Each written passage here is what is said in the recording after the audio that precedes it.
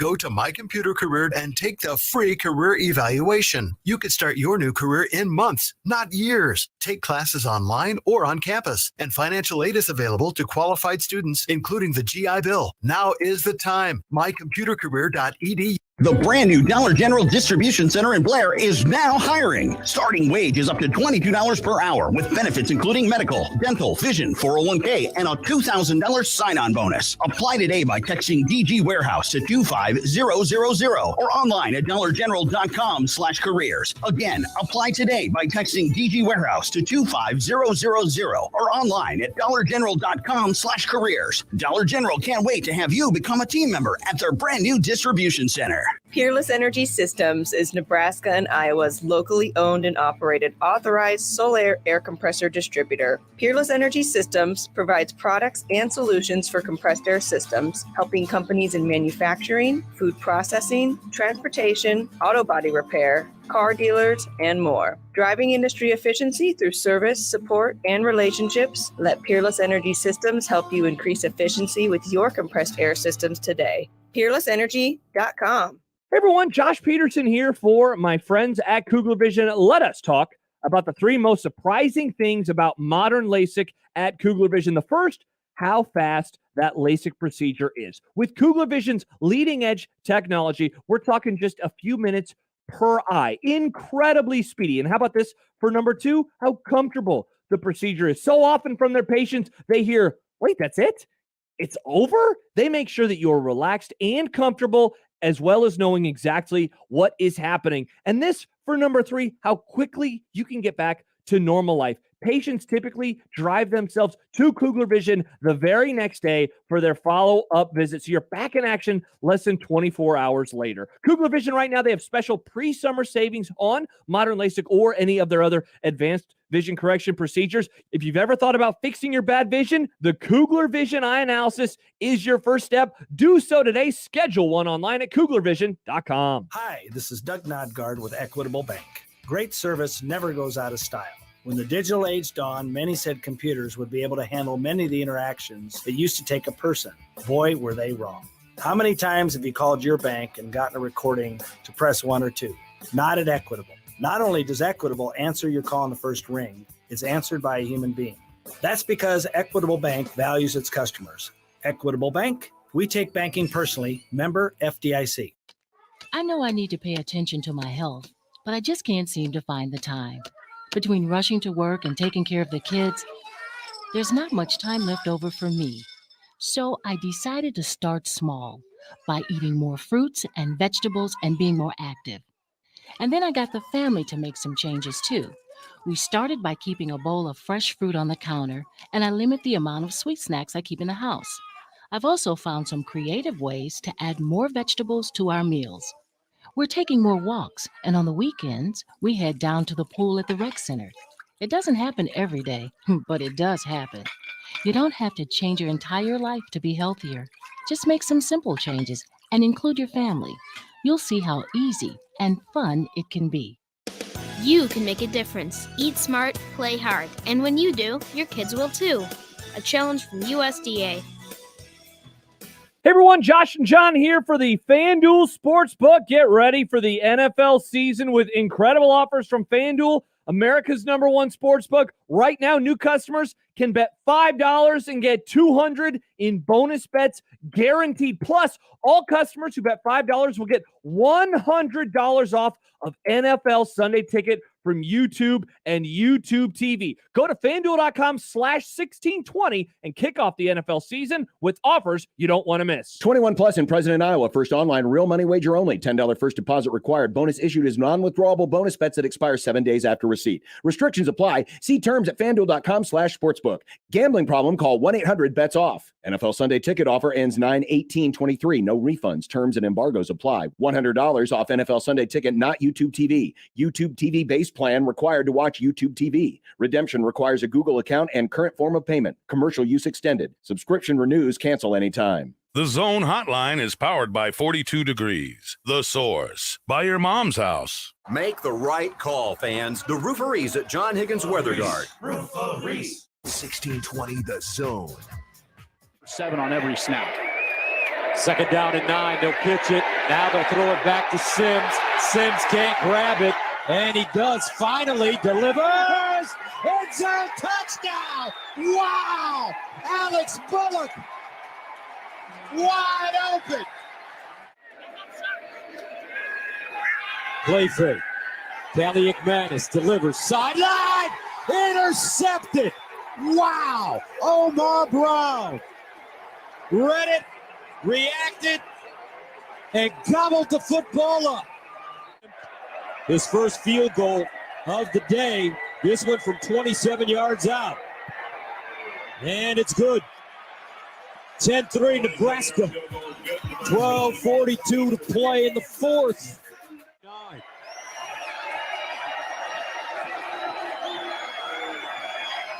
Sims looking. Sims under pressure. And it is intercepted. Tyler Newman plucks it out of the air. He's a kid that they feel is a future. Ramir Johnson next to him. Here's Sims to throw it. Looking in the end zone. Intercepted. Trayvon Jones. They want to milk the clock. Staying on the ground. A fumble. Can Minnesota get it?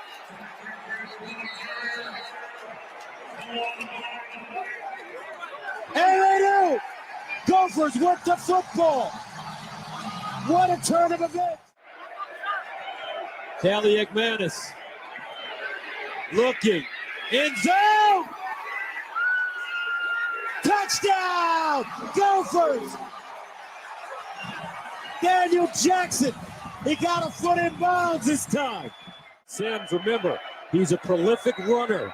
Sims over the middle. Intercepted. Whoa. Tyler Newman again. His second pick in this game. Live from 50th and Capitol Avenue in the Big O. This is Mornings with Sharp and Handley on 1620 The Zone, 1620thezone.com, and 1620 The Zone TV. Now here's Gary, Nick, and Jimmy. I just got three things to say. God bless our troops. God bless America. And gentlemen, start your engine!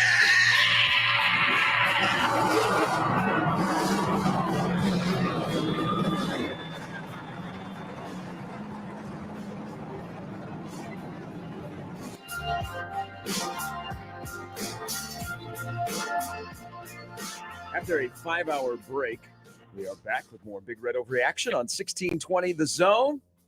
110 is when Connor and Josh got done this morning. So we took a 5-hour break. We played a bunch of commercials. We went and freshened up. We changed out the crew. Put the backups in from the network. Yeah. And we are in after a deflating. Trying to think of words to describe last night. That's a good one. Because everybody's going through all kinds of emotions. Yeah. The first game. I mean, already before the show went on the air, I got an email that the subject line says, "Talk me off the ledge." I'm thinking, man, you boys who haven't been through this, you two, grab your seatbelt. This could be a continuation because it's okay to be pissed. Yeah. I use the word deflating after last night. But you should be pissed too. Well, I think if you're a player, you're pissed because you had a sheet that was full of good. You had a sheet that was full of bad. You had a sheet that was full of ugly. And you are on the road with a golden opportunity to win a football game in the Big Ten Conference against a program and a head coach and a system that has caused you issues. And with all of the good, the bad, and the ugly last night, Nebraska was in a position to win that football game. And at the end of the day, they did not make winning plays when winning plays needed to happen in the coveted fourth quarter. So that's why I call it deflating. I mean, there's a lot that goes into what happened last night that we're definitely going to go through. But I can't think of another word that is strong as deflating for that 13-10 last-second loss last night at Minnesota. Yeah, I mean, I think of, deflating, dejected, just different emotions of anytime you are there at the finish line. And I think so many others probably allowed themselves to get into that headspace of, wow, like just a little over 5 minutes ago, they're going to pull this off. Defensively, they'd been, I think, better than advertised, especially with what they were able to do against the run. Started to get a little bit of a pass rush there at the end. We heard a lot about, building up to the fourth quarter. And at least defensively, you'd seen that. And yet, it's some of those familiar things that you've seen in the past. It's easy to go back into that headspace of where you hear people, and you saw it a lot last night on social media, the curse. And I'm not. Stop that. Nebraska played bad football when they needed to play better football. Exactly. I mean, there ain't no friggin' curse in this. Right. Tweeted that last night. It was spot on. I didn't want to go there. That's it. You guys are going to get me to go home, and I'm going to go back to bed if we're going to go there. Okay. That's. Go ahead. I'm with you. I'm absolutely with you. Where you look at this game in the 4-quarter scope of it, and you list so many things that, like every player said after the game last night, they're going to look at film, they're going to move on. The 24-hour rule, all of that stuff, and that's fine. But this is where, okay, now we get a chance to see how different this coaching staff is and this program is compared to previous coaching staffs, of how they do go about what was a lot of good, especially defensively, a lot of bad, and that there were some things defensively, but a lot of the on the offense, and then ugly. I mean, hell, even the only score for Nebraska was pretty ugly, effective but ugly. So wild and lucky. Well, yeah. Maybe that's the way to describe last night. Nebraska's lone touchdown was wild and lucky as. Well, and listening to Alex Bullock, too, after the game say, at first I think he was looking at Isaiah Garcia Castaneda. And so I'm kind of waving my arms, and then I didn't think he saw me initially. Then he sees me. But, again, you look at that and you say, okay, maybe there's something to that. A play that could have been disastrous goes for a touchdown. You see the way that this team is playing in the second half. And something that you brought up that I made sure I was taking notes of yesterday, the middle eight, where this game was kind of that right there. The middle eight. Think about the first part. Oh, very true. First part was, oh my gosh. But last 4 minutes of the first half. But you come out in the second half. You get a great kickoff return by Ramir. You get that play, even though, again, it got in the end zone, but you got momentum. So that shows an ability to have a short memory, and not let the way the first half ended completely impact how you come out in the second half. So a lot of things that you're going to see this weekend in college football. And I guess my whole frustration with last night, and this is where we kind of get into the whole problem of looking at social media and seeing some of the people that are just like, here we go again. Same old crap. It never changes. We're, a fan base that's never going to. You're going to see a lot of similar things this weekend in college football.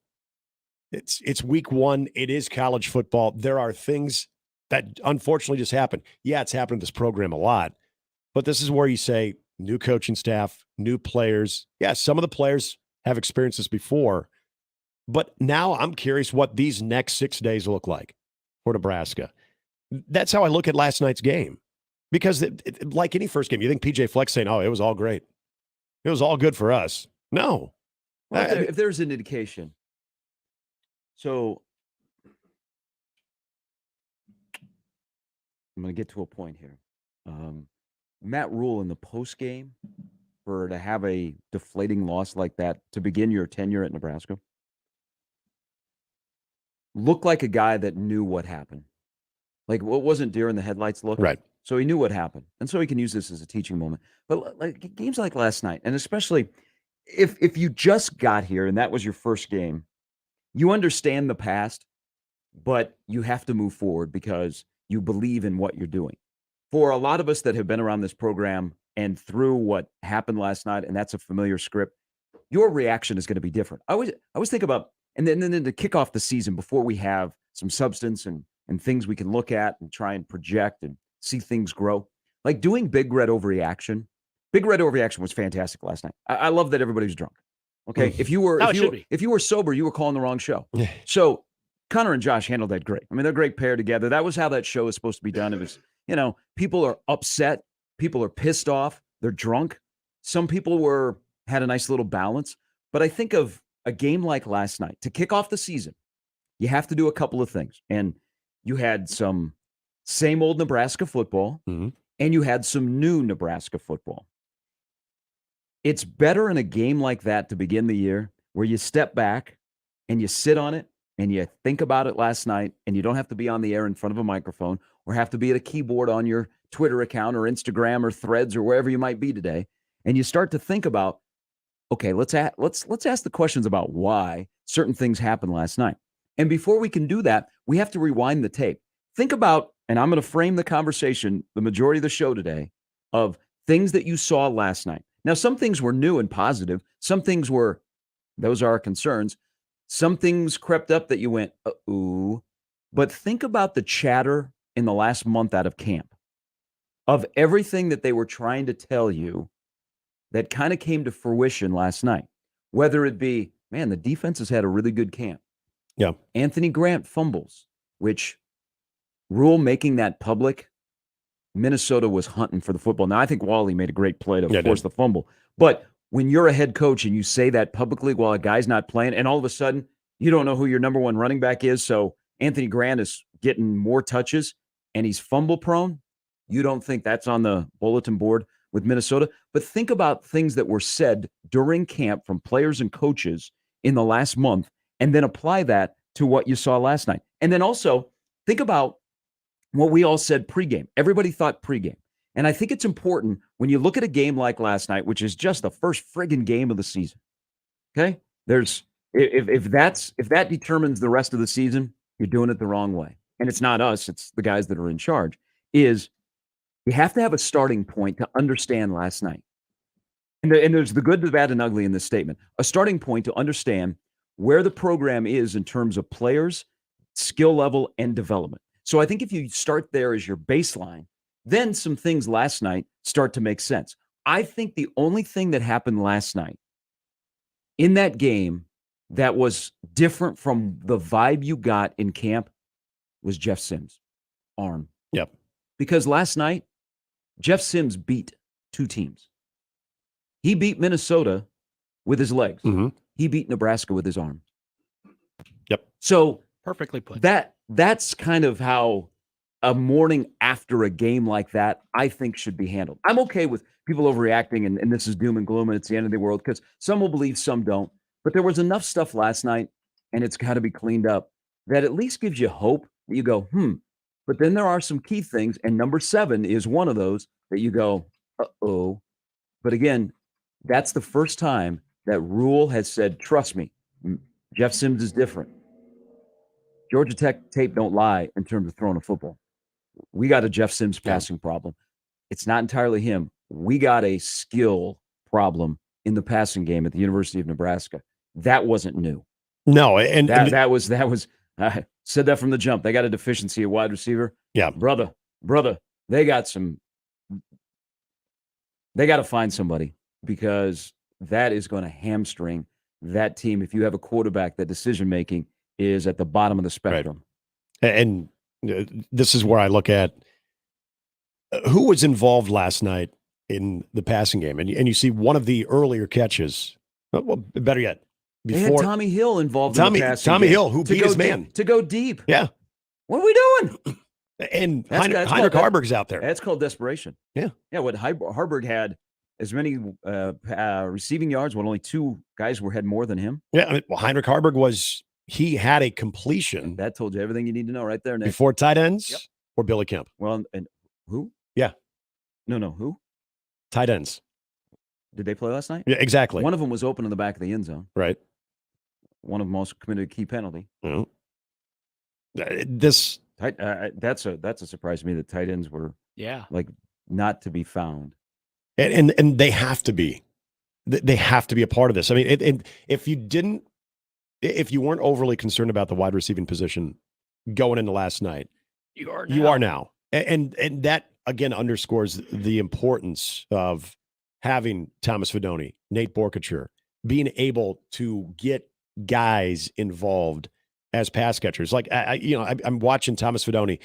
he's set up in so many different spots in the field. And at one point in the second half, I'm just watching his path.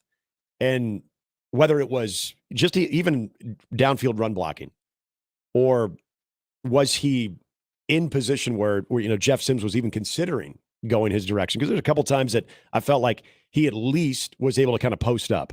And this will get into, some of the things we saw from Jeff Sims, which I think between, throwing off the back foot like Mac Rule talked about, but also more than anything, just looking down receivers, just one look, a lot of that stuff. But not having those guys as sort of a security blanket, that you really thought the tight ends, especially a guy like Fedoni, who were ready to see be a big impact guy, is essentially a ghost in this offense. He's out there, but just completely a non-factor. These are the things that I really feel like this coaching staff, looking at what the passing game sort of consisted of last night and how that they can try and get more people involved. And if anything, take something off of Jeff Sims, because, and I get it, Marcus Washington, we found out later, was, he was suspended for the first half because of academic things. So he wasn't part of the first half. You saw a little bit more presence from him in the second half. Isaiah Garcia Castaneda might be lost for a while. We don't know. There's, so again, a situation doesn't necessarily get better last night. And as everyone knows, Trey Palmer's not coming into the door. So what are you going to get out of that position? And this is where you need more from the tight ends. And I don't know if that was because they weren't designed well, schemed well, or if that was more of a Jeff Sims not seeing them. But man, that was one of the areas that I wouldn't say, boy, this freaks me out. But this was one of the areas that we were, I think, all curious to see. Can somebody step up? Especially, can we see Thomas Fedoni finally have a presence? And, based on last night, man, they're still searching for that. They got a problem on offense. That offense is in trouble. I mean, it's not Jeff Sims throwing the ball, and it kind of starts at the top with that. But when you do not have an elite offensive coordinator in terms of game management, and you compound that with a turnover-prone quarterback in the passing game, and all of a sudden your best weapon is his legs, yeah, man, Nebraska offensively has got some issues. And unless you have a freshman wide receiver or two that make a huge jump quickly, man, you're going to be relying on some major creativity for 60 minutes to find a way to move the football and be successful. And on the other side of the coin, there's hope on defense. Oh yeah. Yeah. Tony White had a good night. Now they got a couple of issues, but they did enough defensively last night and a rather simple game plan. They were not super creative on defense, but they did enough with guys that I can't recall a first game out of the box for Nebraska football in a while where they tackled as well as they did. Exactly. Multiple people. I thought defensively they were well prepared. Now, Malcolm Hartzog is going to have to bury his head when he watches film of the touchdown. It was a great catch. It was a great toe tap, but Malcolm fell apart on that play. So that's not good. But I think for the defense, I mean, they went into Minneapolis, and that's a 7-win football team that Nebraska played last night. Now, Nebraska might be a 6-win football team, but that's a 7-win football team that they played last night. That defensively, Nebraska handcuffed them in running the ball. Fortunately, at the end, the Greek missile made more winning plays on key 3rd and 4th downs. But I think if you look going to Boulder 1 week from tomorrow, what's this going to look like? Tony White and that group of guys, and there were a ton of them that played, and they were fresh. He gave you hope that they can do things defensively. But, man, if they don't figure out any semblance of momentum forward with offense, they're in trouble. Yeah, might be revising my prediction. What was the one area, though, we talked about that had very little patience for? Offensive line. Too much again. And there were a few holes open there. Yeah. I mean, some of it's the same old. And it's not just execution, it's also discipline. Watching, and I'll use this one as an example. Gabe Irvin's best run was a play that probably should have gotten blown up. At Nuri Nui, he gets beat, and Gabe Irvin is just able to stay on his feet, withstand contact, and then, he's able to go off for extra yards. So that was more on That was more on all Gabe. That's all on Gabe Irvin. But watching Turner Corcoran get beat in two key moments there too, and again, you're looking at the interior. You're looking at run lanes. Nothing is really opening up, and then you're seeing guys that again, whether we're talking about Ramir, Anthony Grant, or Gabe Irvin, or even Jeff Sims, there are guys for Minnesota that are already in the backfield. There just wasn't enough push. At times you would see a little bit, but again, like even last year, at times you might have saw a little bit of a lean there, and the right side every now and then you'd see a little bit of a push there, but there was nothing last night that I watched for the offensive line and said, okay, all right, that looks better. It looked very similar. And there are areas on this team, again, you kind of look at the wide receiving position and say, okay, they don't have a lot of bodies as far as experience. How's this going to look? Is this a work in progress? Can somebody step up? That's wishful thinking, unless, again, you get a couple of freshmen that step up or you get tight ends that are more involved. Time will tell. Offensive line, this is what they got.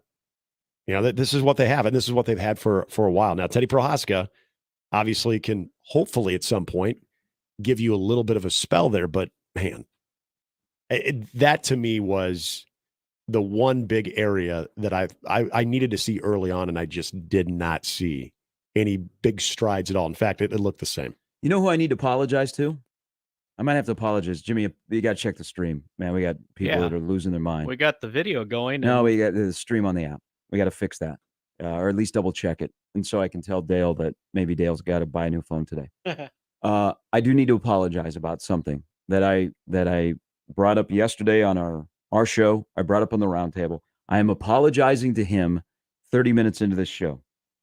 I am sorry, Ed Foley. Special teams last night.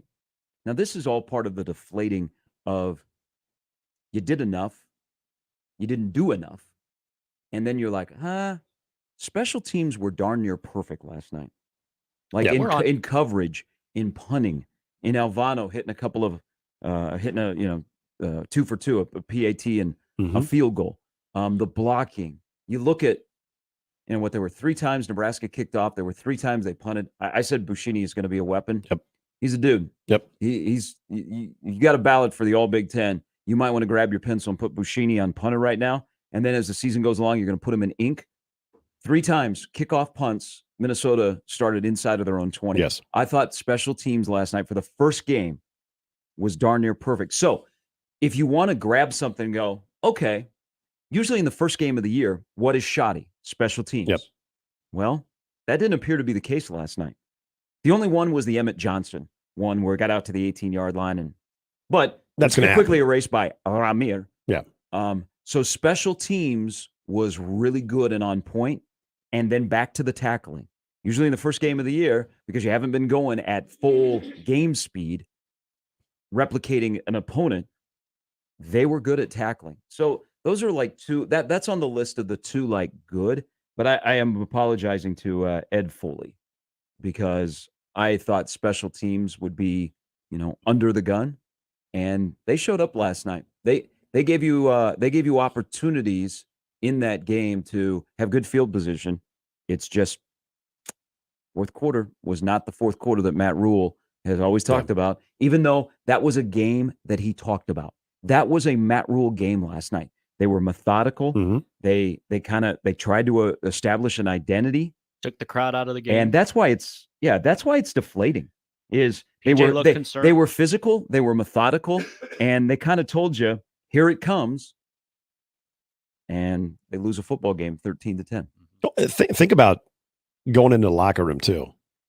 How dejecting that moment was. What do you mean? At the end of the game or at the end of the first half? End of the first half.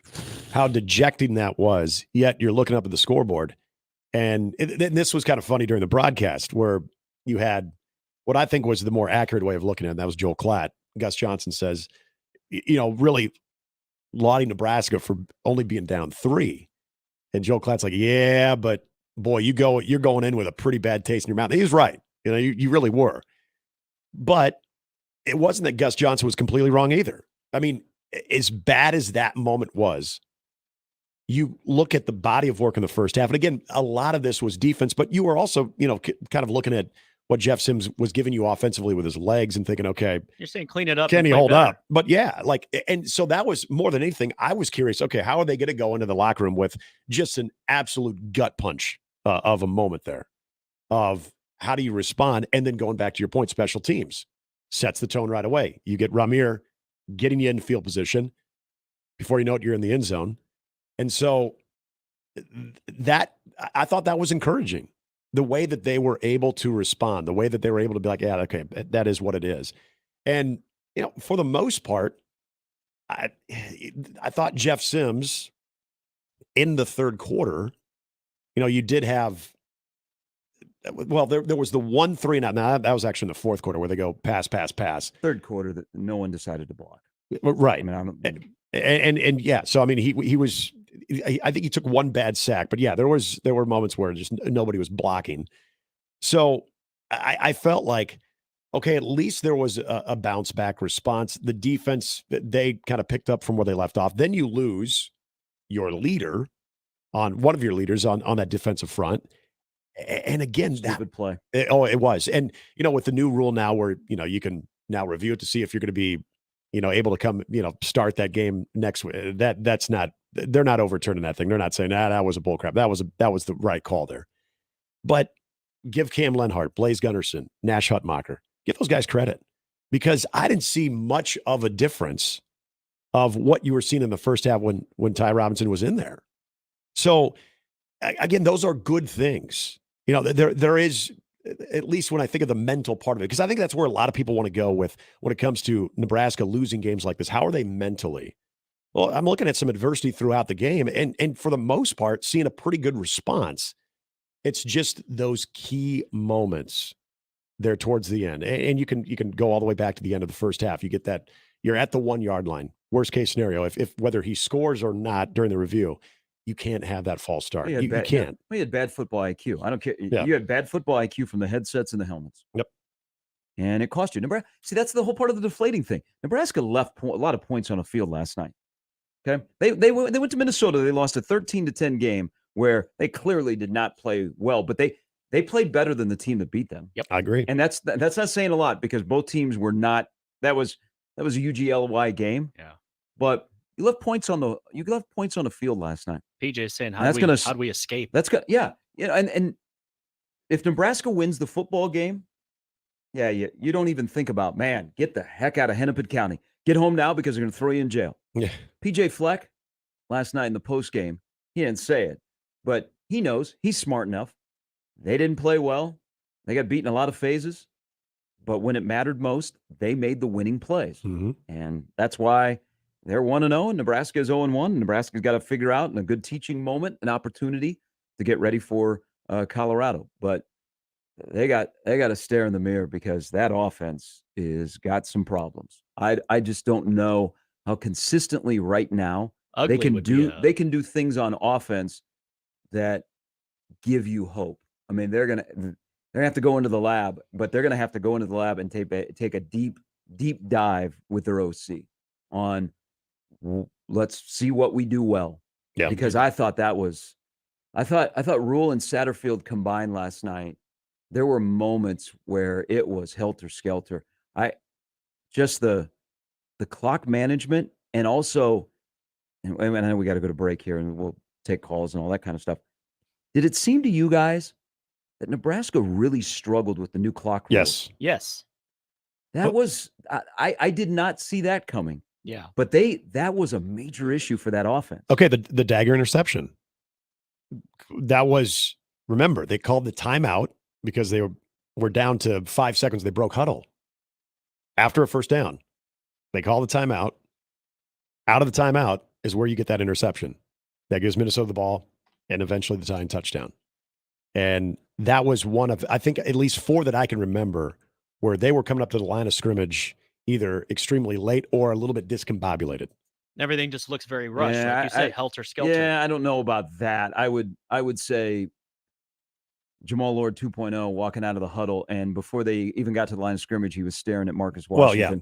And then he just kept staring at him. Oh, I'm not saying that was the clock, but and he stared at him, and he stared at him, and a pretty good safety said, I'm in one shell high coverage. I'm playing center field at Siebert Field. Yeah. I'm going to pick this off. I would say more that was the Daga interception. Well, yeah, and that's but my point is, right before that happens, you're taking the timeout, and for what you didn't want to take the timeout there, but you're getting out of the huddle with 5 seconds to go, and all of a sudden you're scrambling to do that. You're wasting a timeout. I mean, that was right before the interception. I'm not saying that led to the interception, but again, that was just the one last part of the clock management that I remember, or at least the clock and the new rules that seemed to really kind of affect Nebraska. And it's just, and this is something that, again, I go back to what you're going to see throughout the weekend, and we saw a little bit of it last weekend too. Every college football team is going to have to make this adjustment. You hope by weeks 2 and 3 that it's a little bit more of the normal pace and they're able to adjust, especially for teams that do huddle like Nebraska. But yeah, it definitely showed up to where it looked like they were kind of rushing to the line of scrimmage, or looked like they were okay. And for an offense that's already got some issues, that's something you don't need to add to the equation right there. Yeah. You had an OC last night that did have the good, the bad, and the ugly. They ran. Well, I mean, Jeff Sims was the gift that kept on giving with his legs, so they just ran him. I did not have on my bingo card that Sims would run it more than the combined total of the running backs. Right.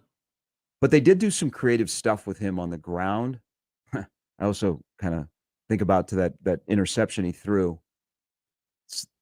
You want the one where Borkature was wide open in the end zone. You want that back. Yep. But bad football IQ limited Jeff Sims, who was locked on to Marcus Washington. I mean, the guy sitting in the upper deck could tell that he was going to throw the ball to Marcus Washington. Right. I mean, he just stared at him. You know, if he all of a sudden breaks concentration looking at Washington and steps up to his left and runs, he has given Tristan Albano a chip shot. Yep. Yeah. All right, 41 past the hour. Went a little on there. We got a busy Football Friday fiesta. And that would have been a good story, too, to see Albano win it. That's why I was like, all right. It's going to set up for a little local flavor. Our friend. Brett Ciancia, Big Six Preview, is going to join us at 7:30. Hey, it could be much worse around here. We could be Florida. Yeah. Brett will join us coming up at 7:30. Lee Sterling is back at 8. Miller West head football coach Kirk Peterson stops by at 8:30. Mike Schaefer, Matt Verzal, all of their reaction to what happened last night in Minneapolis, and reaction from all of you. The lineup brought to you by the Rooferys at John Higgins Weather Guard. You didn't get in last night on Big Red Overreaction. Ended at 110. Good on them. Mm-hmm. Good on them. Got some good stuff on the stream already. People are ready to comment. 951-1620. That's on the 42 Degrees hotline. You can always email us into the Equitable Bank inbox, Gary at 1620thezone.com. And Handley at 1620thezone.com. And also on the JTech Construction Zone Twitter feed at Gary Sharp 1620 and whatever Nick's Twitter handle Nick is Handley today. 1620. All right, we're off and running. We'll take your calls. We'll take your comments. We'll read your streamers. And there's a lot more to discuss on what happened last night and what moves forward for Nebraska. They do have some things they have to fix, and they have some things that you go, all righty now. Here we go. Here we go. And here we go on a Football Friday fiesta, the first of the year on 1620 The Zone. Mornings with Sharp and Handley on 1620 The Zone and 1620thezone.com with Gary Sharp and Nick Handley.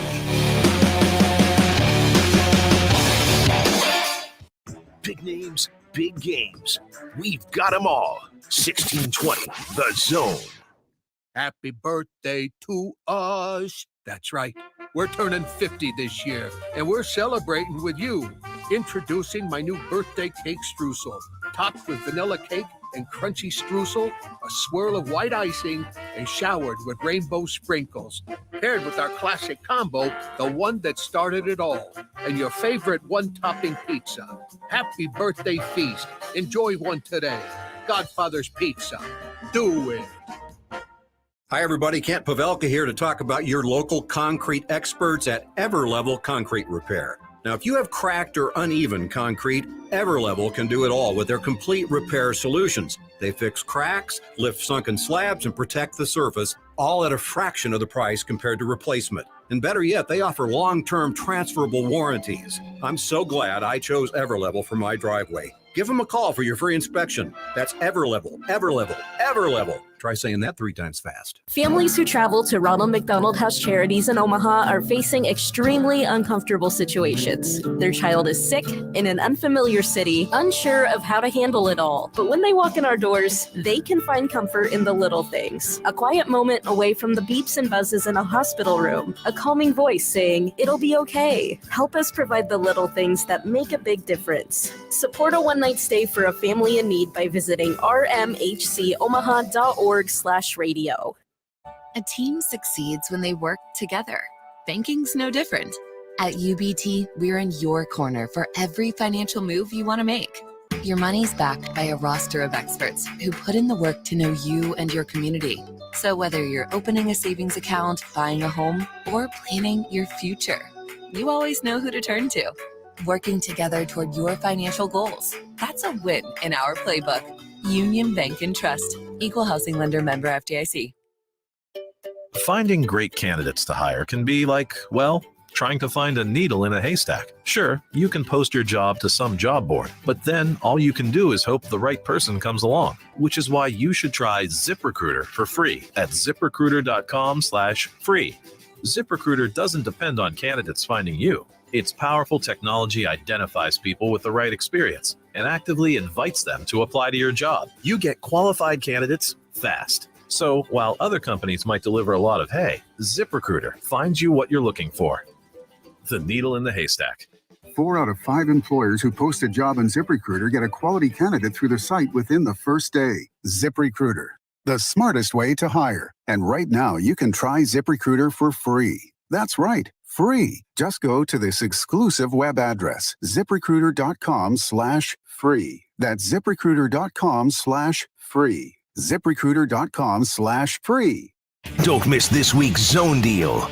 This week's half-off deal is $50 worth of vouchers to Le Voltaire French Restaurant for only $25. Le Voltaire Pepperwood Village is a locally owned, unpretentious French restaurant serving down-home cooking with an extensive wine list and great handcrafted cocktails for decades. Whether dining with friends, clients, or that special someone, Le Voltaire will make you feel right at home. Zone deals go fast. 9 a.m. Friday, 1620thezone.com. Septemberfest, the annual Salute to Labor, delivers fun to the entire family. Labor Day weekend, there's live music all weekend long in the beer garden, including Finger 11 on Saturday. And there's entertainment for kids, including a giant carnival midway. There's also amazing food, plus attractions, including Remember the Fallen Tribute Towers. Proceeds from Septemberfest fund a number of community improvement projects. Septemberfest, September 1st through the 4th. Get details at septemberfestomaha.org.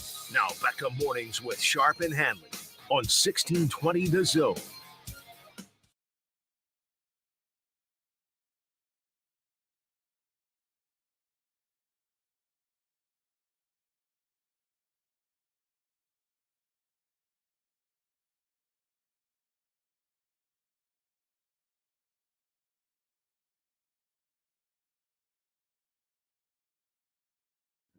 Stu Manji was on fire last night.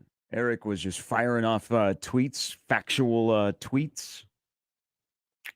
You know that the last 3 head coaches for Nebraska in their first game that they've coached at Nebraska, all have lost. All have been one-score games. Mm-hmm. 2 of them been on the final play of the game. Yep. I know people are busting my balls because I don't want to hear about the curse talk. I'll listen for a half a second. There you go. I'm on to the next. And Rule will get on to the next. So watching the post game, because you immediately go to, okay, what's he gonna say? Right. At least I saw a guy that, and this is a guy that's been around the block for a bit. So if he would have been a deer in the headlights, I would have been, oh man, Be a different show. Yeah, September 1 ain't very good around here. But he looked like a guy that had a clear understanding of what happened. And he can't give up the vibe that, oh, geez, even though it was deflating, you could be pissed, you could be angry, you could be all those emotions in a game like that where you had the opportunity to win. It wasn't like Minnesota kept dangling it. You were the one that had the opportunity to win, and you did it to yourself. I mean, that's kind of a familiar theme in Nebraska football. But he was a guy that looked like, okay, I know what's wrong, and you use what happened last night to move forward. But there are some things that you use in the positive, like I'm telling you. there's hope on that defense. They aren't top of the Big Ten defense, but they are a defense that will be good enough with personnel and to have a competent coordinator on the defensive side of the football to allow you to keep your head above water in games. It's going to come down to the other two phases. Well, what you do offensively, because you need to dig into the bag of tricks of creativity to overcome some deficiencies that aren't going to be fixed in the 23 season. And I think special teams really was encouraging to me last night. Because I was worried about, okay, the head coach has gone all in. What's this going to look like? It looked good last night. It really looked good. I mean, they had, again, it's the full list of good, bad, and ugly.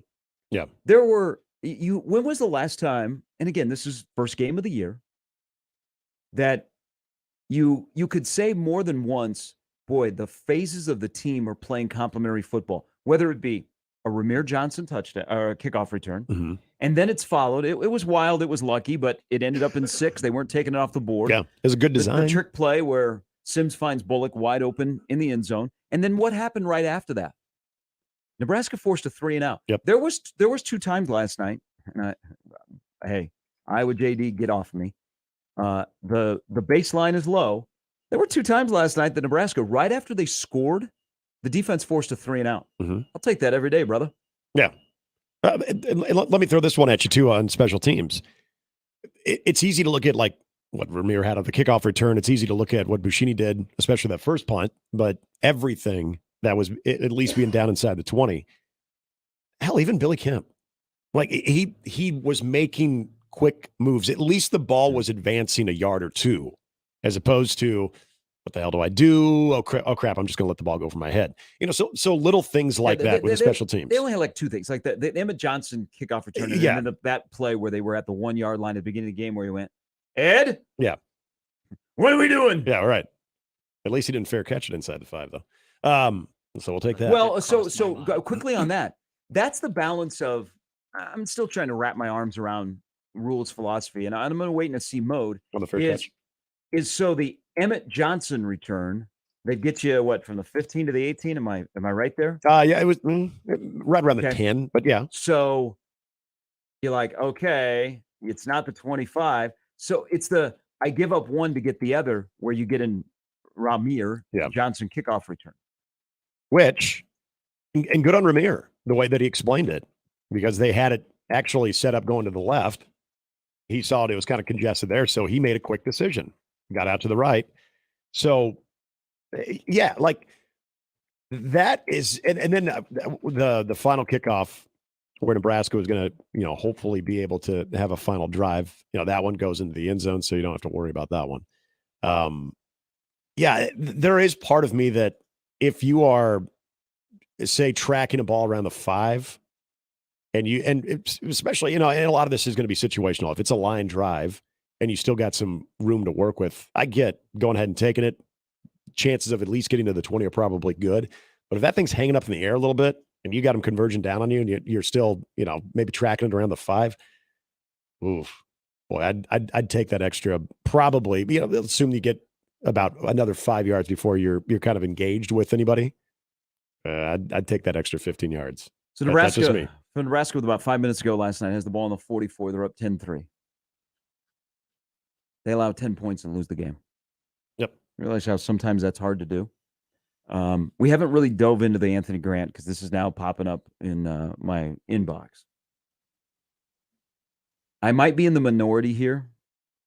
I know I'm going to be, let me tell you, I think I'm going to be in the majority of this reaction to that. Matt Rule did not do Anthony Grant any favors by publicly admitting the reason that Anthony Grant is 3rd on the depth chart is because we can't hold on to the football. First thing Joel Clapp brought up when it happened. You don't think Minnesota, when that was brought up 2 weeks ago, we're like, He fumbles, go for the ball. So what are you doing? You're looking to punch it out. Here's where I'm in the minority. I thought Wally made a really good play. He did. Okay. Yeah, you got to have ball security there, and especially with a history. But I thought he made a good play. But your head coach didn't do you any favors by letting everybody know that you're not holding on to the football. But then, was your OC and head coach doing anybody any favors? Because I wake up today and I look at the running back position where your best running back was your quarterback. There's a lot of Jamal Lord 2.0 discussion, and I think part of it's valid. There you go, Dookie Clint. Does Nebraska, who's running back number 1 for Nebraska? No clue. At one point, I thought it was Ramir, because there were moments other than third down that, at least in the first quarter, you're seeing Ramir in there more than either of the two. And then I think you saw more Anthony Ramir. Thank you, Sip. You would see Anthony Grant with more presence than Gabe Ervin. Now, Gabe Ervin had the one good run again, and that was on his own. That was not blocking. That was, taking contact initially from a defender and then being able to move the ball after contact. But yeah, I mean, I felt like you saw in moments that mattered more Ramir and then Anthony Grant. And Anthony Grant, again, the fumble was bad. And I'm with you. I think Whaley did a good job of punching that out, coming from behind. I mean, that's again, ball security. You got to do better than that. What should he have been in the game? If that's the thing, and you're looking for a 4-minute drive, then what does that say about the running back position? To salt the game away, should Anthony Grant have been in the football game? Oh yeah, I'm with you. Yeah. If I'm Ramir, who did not appear to be very happy with that fumble. No. When he was asked about it in the post game, or I'm Gabe Ervin, I'm like, what's going on here? What are we doing? Yep. And I shouldn't put it on Satterfield. It was Barthel that made the call to have Grant in the game on that series. Now, I will say this for Anthony Grant. When he was in the game up until that point, more than Gabe Ervin, other than that one run, you did see, I thought, a little bit more of the ball actually progressing. Yeah, I don't know that, Nick. I don't know that it could run. They couldn't run the football with running backs. No. Now that's not just on them. Right. But that's part of this issue. This offense, and they got some deficiencies, and it's whether it be scheme. Mm-hmm. I got some dudes that just, and they're on scholarship for a reason. It's go time. Now, one of the deficiencies that, whether you're on scholarship or not,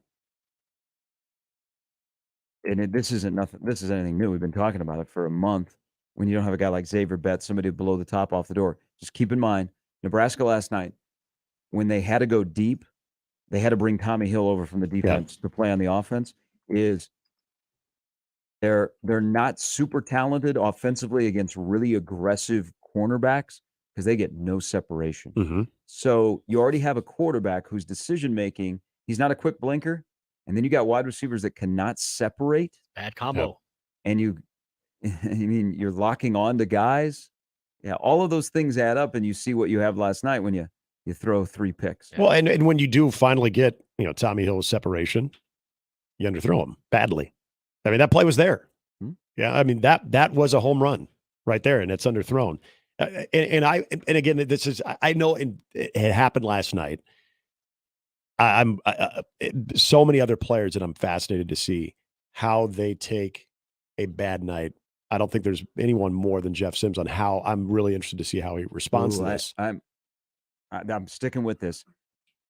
His football IQ, decision making, looked all too familiar. I was kind of buying Rule. Other guys that had said stuff. His just decision making, where to go with the football, was lacking so poorly. Mm-hmm. It was Georgia Tech-ish. Well, and I thought he would be able to leave that. He wasn't. Now, his legs, him running the football, and what they did with him with, they had quarterback follow, they had quarterback power, they had keeper. Yeah, they ran the triple option with the quarterback. Yeah. I mean, they had some creative things, but boys, it's September 1. Your quarterback just ran the ball 19 times. Right. And it wasn't like they were just grabbing at his flag. He took some hits last night. Oh, there was times that I was watching how he was getting up. There's no way he goes from today to the end of the month against Michigan, and we're still talking about he's running the ball 19 times a game. No, otherwise he may not be in. Otherwise, ding ding, Page and Chubba Purdy. Yeah, and they only scored 1 touchdown, and it was a wild and lucky play. Yes. So they've got a multitude of issues on offense that I don't think are going to go away very quickly, because you're not consistent enough in the front 5 at the quarterback on the wideouts or the guys that are behind you to just do whatever you want to do. But the wide receiver position, tying it all into offense to wrap up this hour, I don't have any playmakers. And it's nice to look at the young freshmen and go, ooh, what could be? Yeah. It was nice to see Jalen Lloyd get in the game, and they used him in a different way. And I don't know, is that going to be the scope of the offense? We're going to have to use like in a speed play trickery stuff. But right now they're going to run Osborne again. They have no playmakers at wide receiver, and I don't know how you survive with Jeff Sims throwing the ball when you have no playmakers and everything is just a quick thing. Just get it out. The other thing about him as a quarterback. Now this is where, okay, I'm an OC. I got to manage my personnel. They cannot have Jeff Sims trying to throw the football over the top of a linebacker underneath the safeties. Yeah. He can't make that throw. He just cannot make that throw. And they put him in position a couple of times last night. Not all of them were picked off, but they put him in position a couple of times last night where he just can't make that throw. Yep. That's not a winning play.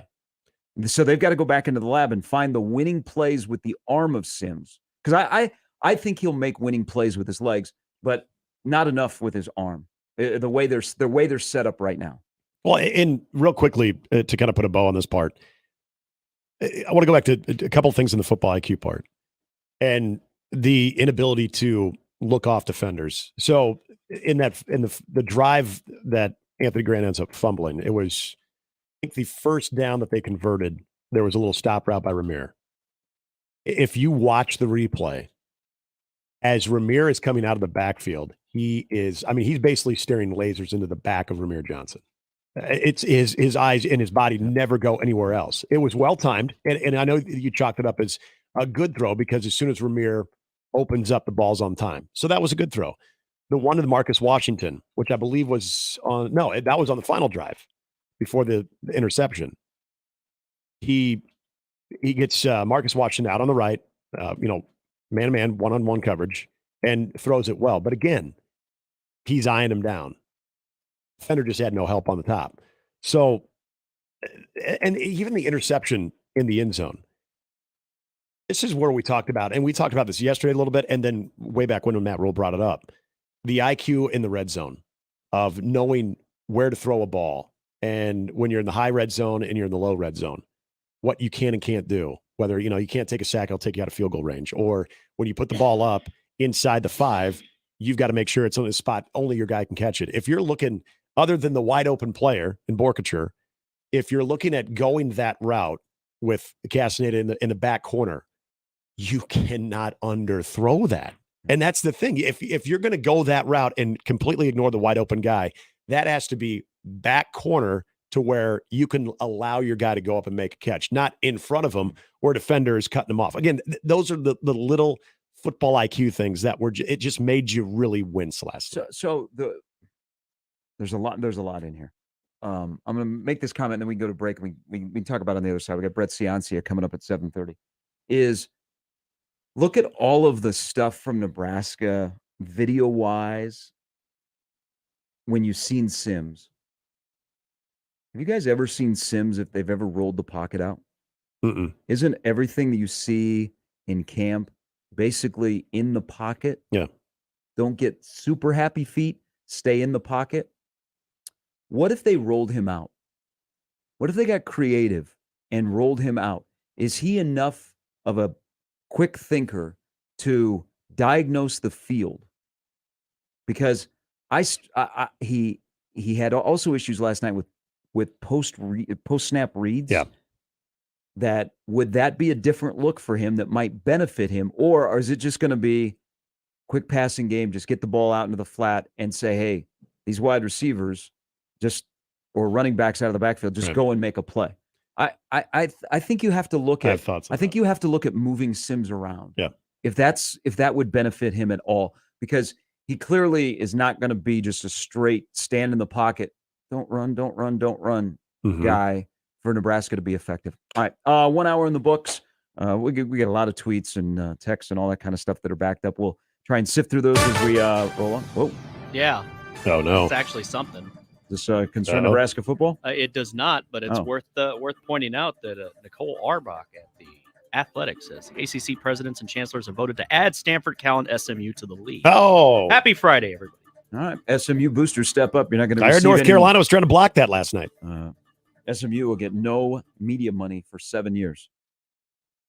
Nice.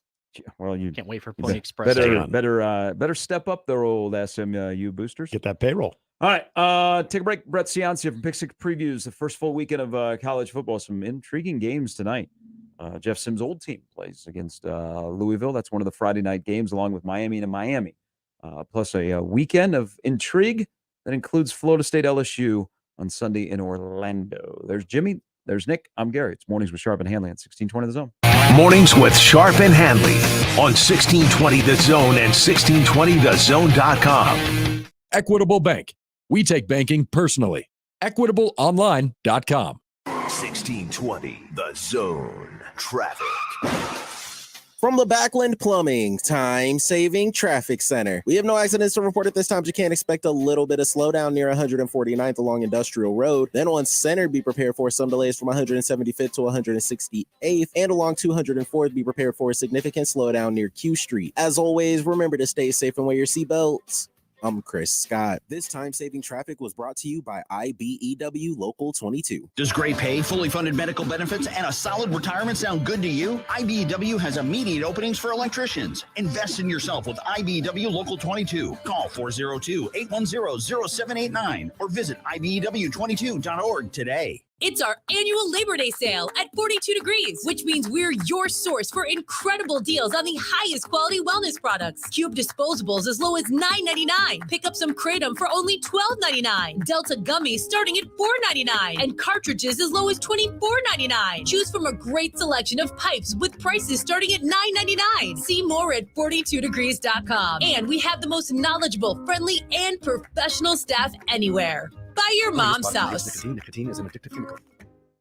September is National Literacy Month, a time to encourage the young people in your life to go to the library, pick up a good book, and explore new worlds.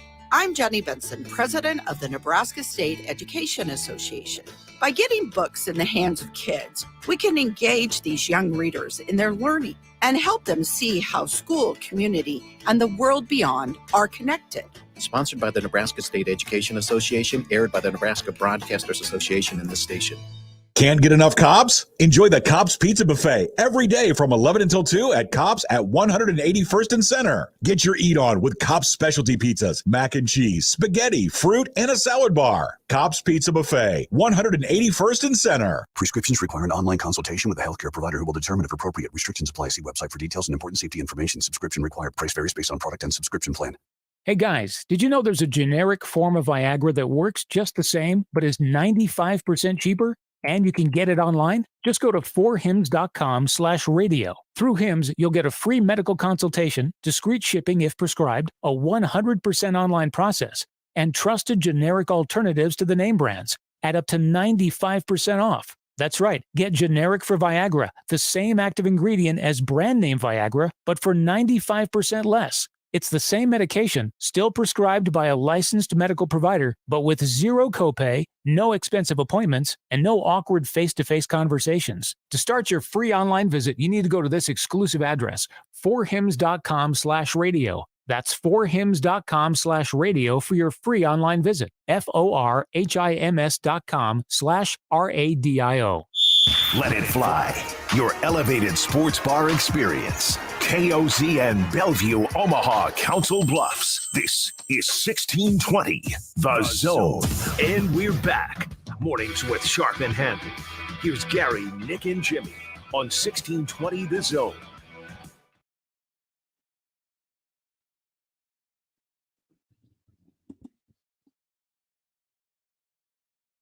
I already know a lot of people say, just another close loss.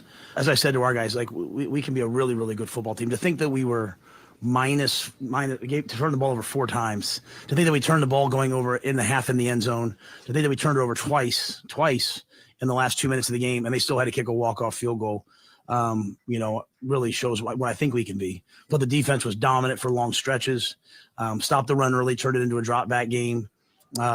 we knew that their quarterback was really good for them, made some plays, including the final play. For us, this is the first game. We saw the things that we need to improve upon. We had a chance in 2 minutes. We have the ball at the 50. We need to go down and win that game, right? They played man. We got to, scramble with the ball, throw the ball away instead of had a pick. So no one's going to feel sorry for themselves. We're not feeling sorry for ourselves. It was a learning experience that we have to overcome. That was immediately after the game last night. I'm glad the guy gets it. He's been through this before and not happy at all. And there's Brandon, our texter, has a great question. He texted me this before Jimmy played the soundbite from Rule. Nebraska went to Minnesota last night.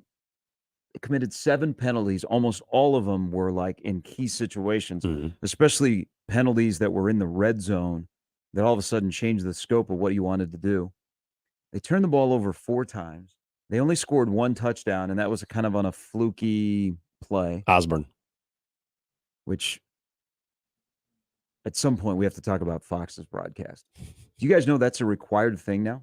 So that's part of the new TV deal, is that coaches have to talk between quarters. Yeah, that's weird, by the way. So you got the rule. You got the rule talking between the third and fourth quarter to tell Jenny Taft that that's Osborne. Yeah. Oh, yeah, God. That's required in the new TV contract. Can you imagine Bo? Oh yeah, I did say that last night. Oh, he'd be like Popovich. He would. I hate those. What do you got to do? Play better. I know. Really, what are you going to get? Like, what does it bring? So, two things in there about Rule.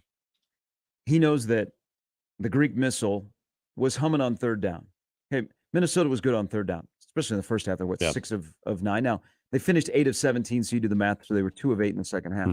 But they were making winning plays when it mattered on third. And then the touchdown to tie the game was on fourth down. Yeah. But you went to Minnesota. And with a nice little wrinkle by Tony White. Again, you want hope? It's not, there's no hope. This sucks. DBR.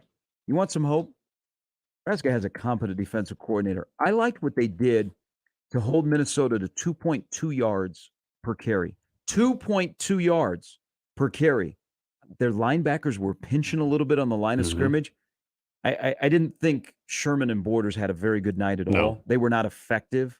But the linebackers, again, I liked what he did with them. But you had a chance to win a football game in which Minnesota was only able to run for 2.2 yards. So a lot of that is wrapped up. But to Brandon's question, he texted me, and actually he texted me last night. I think he was sober. He said, better team didn't win tonight. First time in a long time we can say that. You guys agree? I do. I think the most dominant group last night was Nebraska's defense. Out of any group that was on the field last night.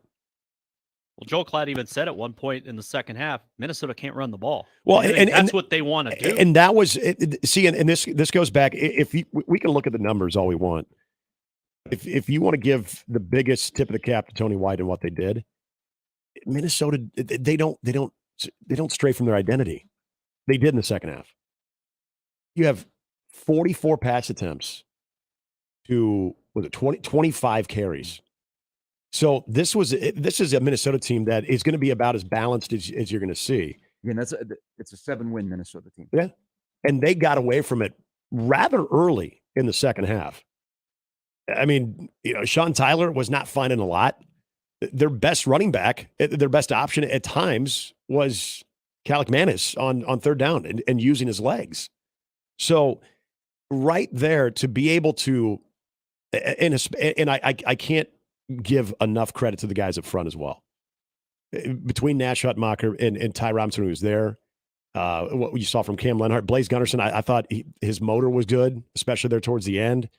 He had a pretty heavy workload. Like I was very encouraged, and that was one of the dudes that were like, all right, let's see if he plays into a big role. Those guys, they stood up against, maybe an offensive line in transition, but still a pretty big physical and older, maybe not necessarily experienced, but older offensive line. And you get Minnesota out of their identity where all of a sudden you're asking Kalikmanis, who, again, had some experience, but not the most, where he's having to make throws. He looked out of his comfort zone there in the second half, too. Do you think because it changed the scope of the game for a while until the end. That, and maybe I'm reading this the wrong way, that Fleck's decision, which is a little bit out of his comfort zone to go for a 54-yard field goal, was predicated on the way Nebraska defensively was playing, thinking points are going to be at a minimum. 100%.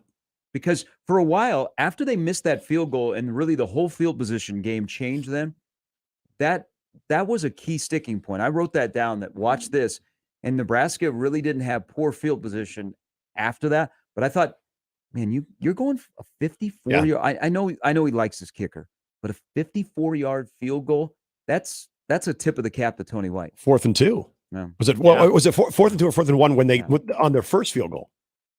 Where you would think typical Minnesota teams would be like, oh yeah, 4th and 1, 4th and 2, we got it. And they're going to line up and they're going to run it. And even Joel Klatt said, he goes, you in this situation, you want to reward your offense. And as he saw the kicking team coming on, he goes, but, because I think he was getting into you want to reward your offense and let them go for it because they were starting to push a little bit. But then he goes, but it's kind of a hard-fought game. You want to at least get points. So he kind of backtracked, which I kind of agreed with him in that sentiment of 4th and 1, typical Minnesota's going for it because usually they feel like what they have up front, what they have as a running back, that they're going to easily be able to get that. Well, those yards, especially with what they were probably wanting to do and running the football, that was not coming easy. Yeah. So even the field goal they made and them deciding to kick a field goal that close when you're at 4th and 1, I thought said a lot about what they were seeing from the Nebraska front. Yeah, and when Nebraska stopped in the run last night, I don't think Tony White was super daring. I think he'll get more daring as he goes along. But their ability, first of all, the whole group to tackle better than a Nebraska football team has tackled in game one, is they stopped a lot of that power and zone stuff. Yes. I mean, that's you're taking away the bread and butter of Minnesota's run game. Mm-hmm. Now, I also didn't think, because I thought the front guys would struggle a bit. They actually were better than the linebackers outside of Reimer. Reimer's everywhere. I didn't think Nebraska's linebackers played really well, and I think Alex Bullock had a rough game last night. Or John Bullock had a rough game filling in for Henrich. Yeah. But I thought the guys up front, which I'm encouraged by that group playing the long game, I thought they were really good last night. I was too. And I thought when Ty went out and Cam Lenhart had to play more regularly, I think that was great for him. Because at that point, I started kind of watching, all right, now that he is a mainstay right up there front, like how is he doing on battles? And you were seeing him, he's like his hand technique. There's a lot of things that, look, they talk about Cam Lenhart being a kind of an old soul, and he already looks like he's been playing for a while in college football. If you just watch some of like the way that he gets off blocks and is pushing for a freshman, to see that is only going to get better, like that was very encouraging. So again, it wasn't just some of the guys that we haven't seen. The whole defense is encouraging. Absolutely. I think, again, and you have a competent defensive coordinator that in his first game designed up a couple of things that helped this team. Plus, there were guys last night that played on defense, and they played a lot of them. So that's another part of this step for Nebraska defensively is they were fresh. They're trying to build depth. I mean, we had made it through the first quarter, and I think on the participation chart, Nebraska had already played maybe 23 guys on defense. Yes. And almost everyone at least had a tackle. Yeah. Which is encouraging. But also encouraging is guys that last year struggled with series to series. Omar Brown played his best game. He played great. Javen Wright, when he got in, wasn't bad. Mm-hmm. They ignored Quentin Newsome. Quentin Newsome was on an island all night. They weren't throwing to his side of the football. Mm-hmm. So you want in a morning after a deflating loss, you want hope. Those guys that are wearing black shirts and are on that side of the ball with that guy that's coordinating them, they've got a bright future. And I think they're further along than even. And I told you, I think the defense is ahead of the offense. Yep. Well, they're ahead of the offense in a wide margin. I'm really, really encouraged by what I saw defensively because they could be a middle of the Big Ten team in terms of the stats, but they're doing enough that allows an offense that is going to be in a football game. I hope that it's not going to be 0-9 again because that isn't on the 0-9 level, but they're competent enough. Yeah, and even in the darkest moment of that defense, which was the Daniel Jackson 4th down touchdown to tie it up, you knew what they were doing. They're in a zone, and Malcolm Hartzog, he gets caught up in that move of Daniel Jackson, which give him credit. But what I also noticed, and I wanted to go back to like the last 10 minutes this morning, and again, I look at how these guys sort of coexist with so many bodies rotating in and out, how they kind of communicate any type of breakdown there. And immediately, as soon as that catch is made, and they're Malcolm Hartzog knows that he got beat and he knows it's a touchdown. Immediately, you've got Isaac Gifford going over to him and explaining exactly what his priority was and how he abandoned it. But it wasn't like in a way like what the F are you doing? Like so again, the recognition of that. See, those are the things that when we talk about, and we heard it all in the post game last night about watching the film and being able to, and you even said Malcolm Hartzog probably going to want to keep his head down. But that's a moment where he played the man and not his space. And yet immediately you had at least one guy, if not two, come right over and explain that. And Hartzog, he seemed responded to that of, yeah, he knows exactly what he did wrong there. It's easy to kind of look at what this defense did. And we go back to the identity of this team, of what they want it to be. And I think at least the defense gave you reason to believe from a physical standpoint, which is what this team overall wants to be. And again, we're just talking about the defense here. Between what they did up front and a lot of the sticks that you saw in space, where there were multiple helmets on either a receiver. I mean, really, guys, Brevin Spanford was, he ended up with 5 catches, but he wasn't a major factor in this. And every time the ball was near, you saw 3 guys converging on him. So again, there were a lot of things from a physical standpoint, from a technique and discipline standpoint last night defensively that I think you could look at that game and say, yeah, okay, that's a big circle into the positive category without question. Brett Ciancia coming up bottom of the hour. Again, the big news in college athletics isn't what happened in Minneapolis last night. It is that or in Utah or Cal, Stanford, and SMU are headed to the ACC. Those Atlantic stalwarts. We'll come back more of the morning after. That's what we should have renamed the show today. It's a continuation of Big Red Overreaction. Overreaction. That's what's going to be like 6A to 6B today is just going to be nothing but Big Red Overreaction. Mm-hmm. I was hoping to be a victory Friday. I thought we were close. You thought we were going to be drinking beer at 7 a.m. It crossed my mind at one point. We're back with more of Mornings with Sharp and Handley. Jimmy on 1620 The Zone. Hey, it's always a winner at Woodhouse Buick GMC, located 119th and I, where you can find your next vehicle coming into the holiday weekend. Indoor showroom, plenty of inventory, new and pre-owned, passenger vehicles, also SUVs, trucks. You can find it all right now at Woodhouse Buick GMC or online at woodhousebuickgmc.com. They simply have something for everyone. They streamline the entire process, making it easy on you. Check them out in person this weekend, 119th and I. They've got some great deals that expire at the end of the weekend on MSRP off of a Acadia, also of a Sierra. Check them out. Those deals you can see online as well. 119th and I. That's in person or online at woodhousebuickgmc.com. GMC, we are professional grade. Gary Sharp, Nick Handley, and Jimmy Chavez. Mornings with Sharp and Handley. Weekdays 6 to 10. On 1620 The Zone. And 1620thezone.com. Mornings on 1620 The Zone is brought to you by MD West One Orthopedics, Neurosurgery, and Spine. Previously on Unsportsmanlike Conduct. The takeaway here is everything they did is worked. And it's worked to the point that the attendance is up 8%. That is bonkers. So, I mean it's showing itself in every facet of baseball. It's working. Working on the field. It's working in attendance. I'm guessing, I'm not a TV ratings guy, but I'm guessing the postseason is going to have an uptick in viewership. Unsportsmanlike Conduct with John Bishop and Josh Peterson. Weekdays 2 to 6 on 1620 The Zone. Heating up as we finish the week. Friday, expect sunny skies throughout the day. Breezy, though, with south winds gusting 15 to 25 miles per hour. Highs around 90. I'm meteorologist Sean Everson from KETV Newswatch 7. This hour is powered by Dollar General Distribution Center in Blair, Nebraska on 1620 The Zone. 1620 The Zone. Traffic.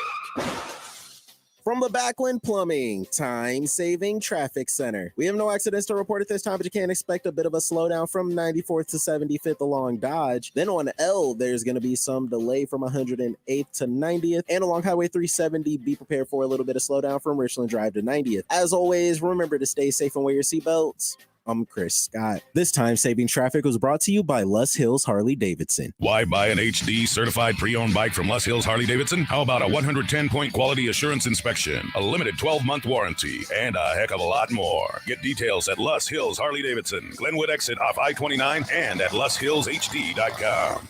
The cigar enthusiasts at Hearth Cigars and Pipes are a pretty diverse bunch of humans. Some enjoy an adult beverage or two, others pass the time with a competitive yet friendly game of dominoes. Still others enjoy shooting some pool downstairs, while more than a few are just satisfied with each other's company. The common thread with all of them is the awesomeness that is their favorite cigar from the humidor. Hearth Cigars and Pipes, just off the 48th Street exit from I-680 at the corner of Mormon Bridge Road and McKinley, and at hearthcigars.com. Email us on the Equitable Bank inbox with whatever is on your mind. Zone Inbox is brought to you by Equitable Bank. We take banking personally. You can get me, Gary, at 1620thezone.com. We want to hear from you on the Equitable Bank Zone Inbox. Peerless Energy Systems is Nebraska and Iowa's locally owned and operated authorized solar air compressor distributor. Peerless Energy Systems provides products and solutions for compressed air systems, helping companies in manufacturing, food processing, transportation, auto body repair, car dealers, and more. Driving industry efficiency through service, support, and relationships, let Peerless Energy Systems help you increase efficiency with your compressed air systems today. PeerlessEnergy.com. You know that feeling. When you do something good for someone else, that volunteer vibe is worth chasing. To find your perfect volunteer fit, check out shareomaha.org. Find simple and fun ways to help. Give your time your way at shareomaha.org. I know I need to pay attention to my health, but I just can't seem to find the time. Between rushing to work and taking care of the kids, there's not much time left over for me. So I decided to start small by eating more fruits and vegetables and being more active. And then I got the family to make some changes too. We started by keeping a bowl of fresh fruit on the counter, and I limit the amount of sweet snacks I keep in the house. I've also found some creative ways to add more vegetables to our meals. We're taking more walks, and on the weekends, we head down to the pool at the rec center. It doesn't happen every day, but it does happen. You don't have to change your entire life to be healthier. Just make some simple changes and include your family. You'll see how easy and fun it can be. You can make a difference. Eat smart, play hard. And when you do, your kids will too. A challenge from USDA. Can't get enough Cobb's? Enjoy the Cobb's Pizza Buffet every day from 11 until 2 at Cobb's at 181st and Center. Get your eat on with Cobb's specialty pizzas, mac and cheese, spaghetti, fruit, and a salad bar. Cobb's Pizza Buffet, 181st and Center. Attention sales professionals. NRG Media is looking for an accomplished business-to-business salesperson who wants to take their success and skills to a new level. Is this you? Our account executives work with local businesses to create marketing plans to help them get more customers. On air, digital, on-site, audio, video, it's all part of what you could sell. A sales career with NRG lets you make a real difference. Get more info and apply online at nrgmedia.com. NRG Media is an equal opportunity employer. There's nothing like football season here in Nebraska. Hi, this is Sunny. And I'm Darwin with DJ's Dugout. During football season, a portion of our sales at DJ's will be donated to the new Nebraska Vietnam Veterans Memorial Project being built in Papillion. As a Vietnam veteran, I'm proud for DJ's to support the new Nebraska Vietnam Veterans Memorial. To learn more about this meaningful project, visit nvvmf.org. DJ's Dugout is locally and Vietnam veteran owned. And we're back. Mornings with Sharp and Handley. Here's Gary, Nick, and Jimmy on 1620 The Zone.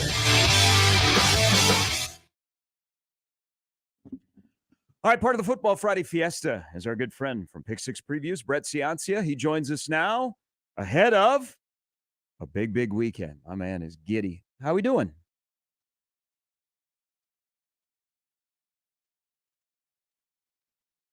Brett is doing fantastic. Hello? We got you, Brett? We don't have Brett. Brett is in silence. Hey, can you guys hear There me? he is. Yeah, Oh, you had us on mute. Now didn't we you? got you.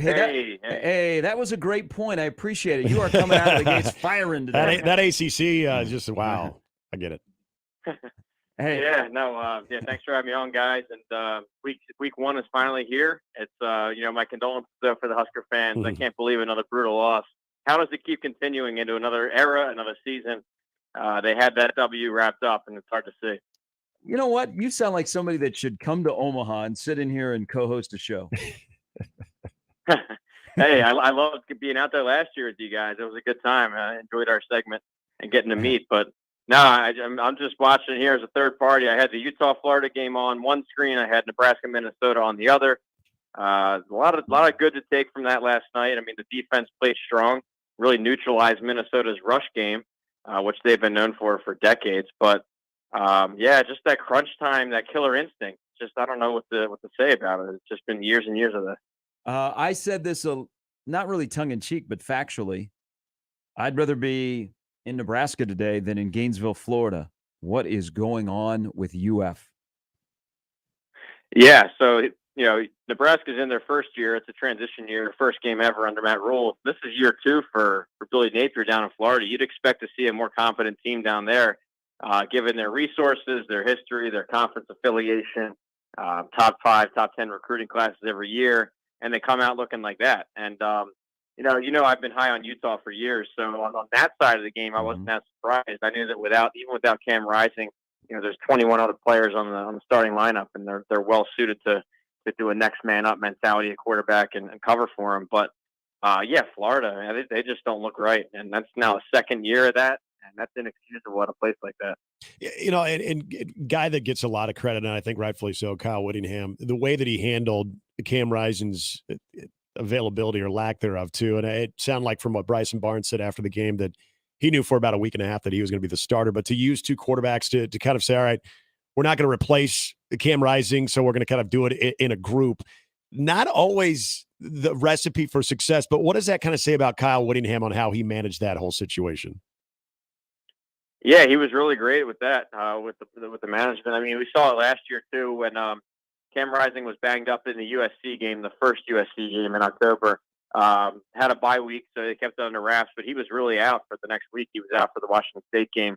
They kept it under wraps all the way till the pregame warmups, and then you see Bryson Barnes trotting out to start. So it's a little bit old-fashioned where he's able to throw off the opponents without revealing all the injury news, but still getting guys the right reps. And I think it was brilliant because, Bryson Barnes is your starter for now. He's definitely the more experienced guy.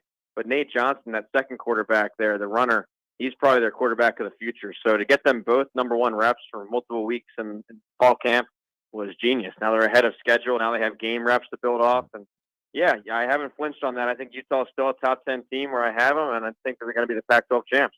Hey, let's go around the country, some of the bigger games. Do you realize that Spencer Rattler's still in college?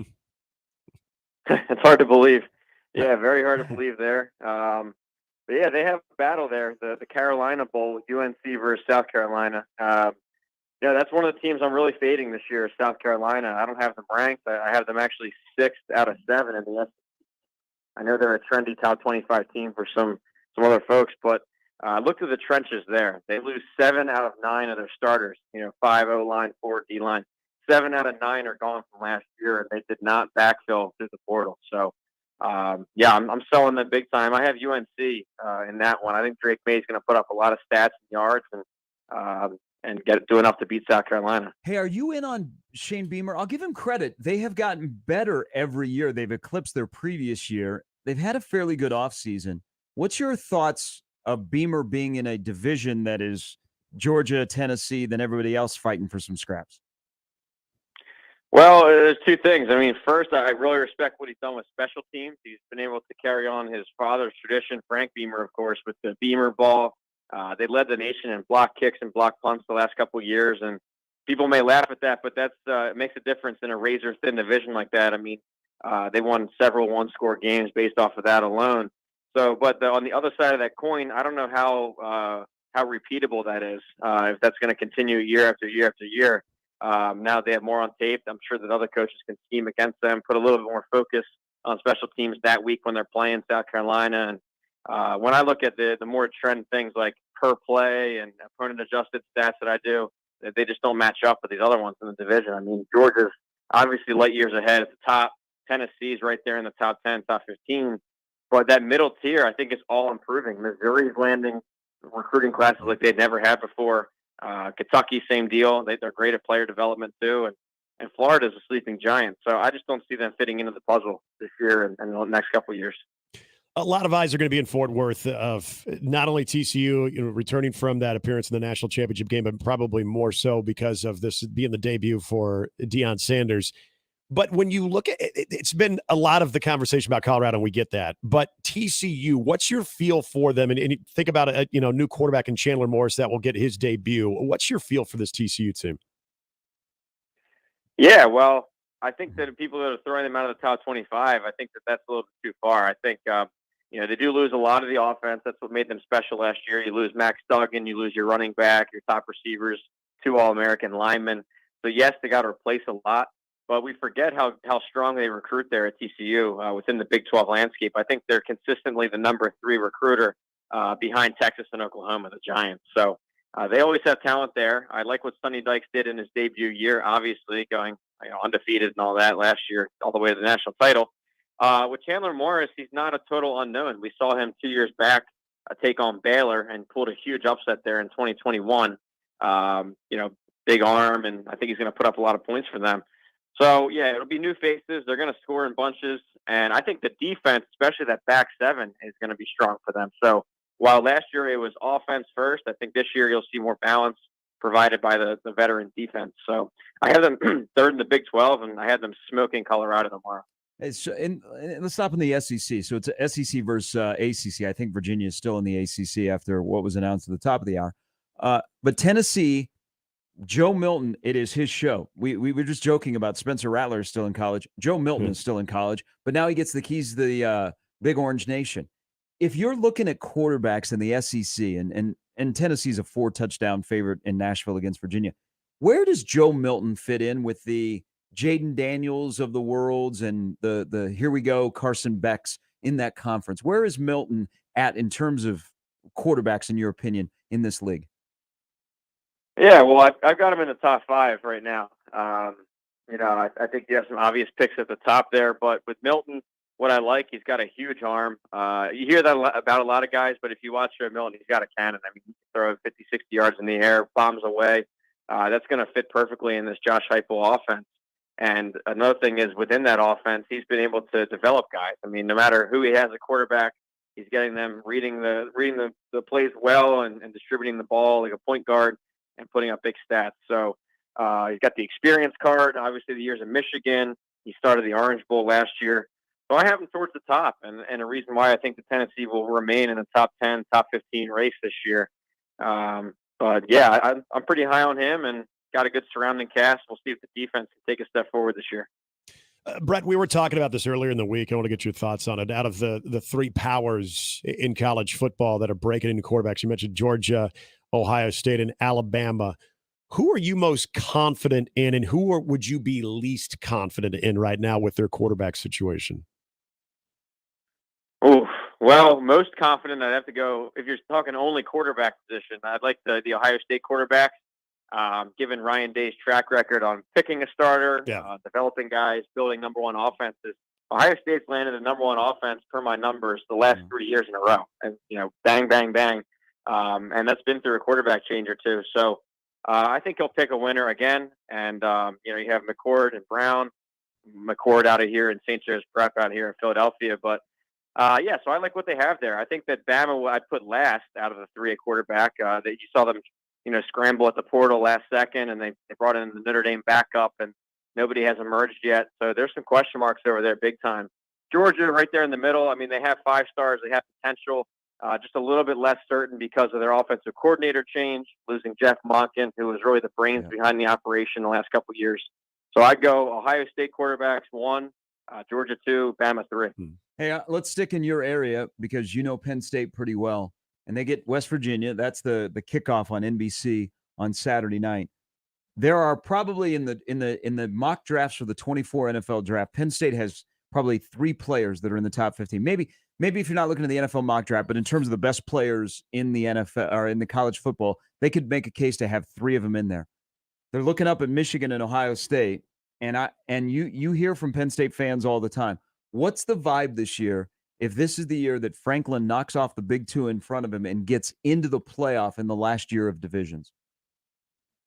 Yeah, well, I'll say this. It's probably the most optimism I've heard from the Penn State base in quite some time. I mean, they are really excited for the season.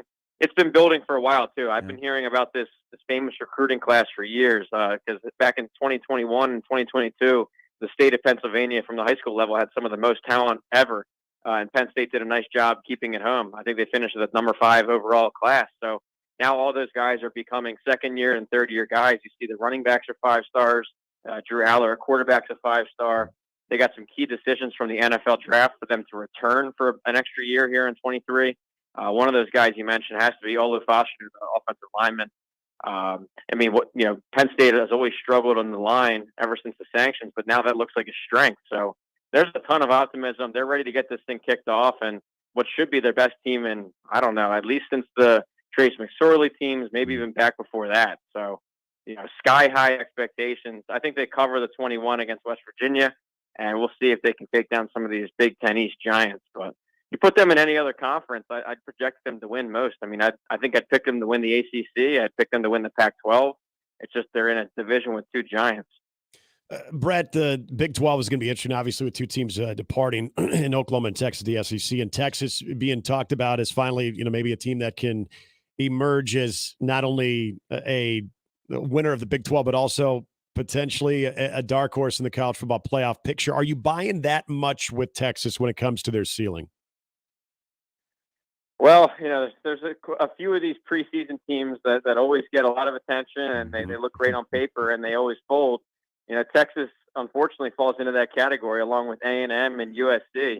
And I've done a nice job fading USC. I rarely pick them high, and Utah's proven me right. But these other 2 I keep going for. I keep going for these Texas schools, and they keep disappointing. So just like clockwork, I have Texas winning the Big 12. I have them projected to win it.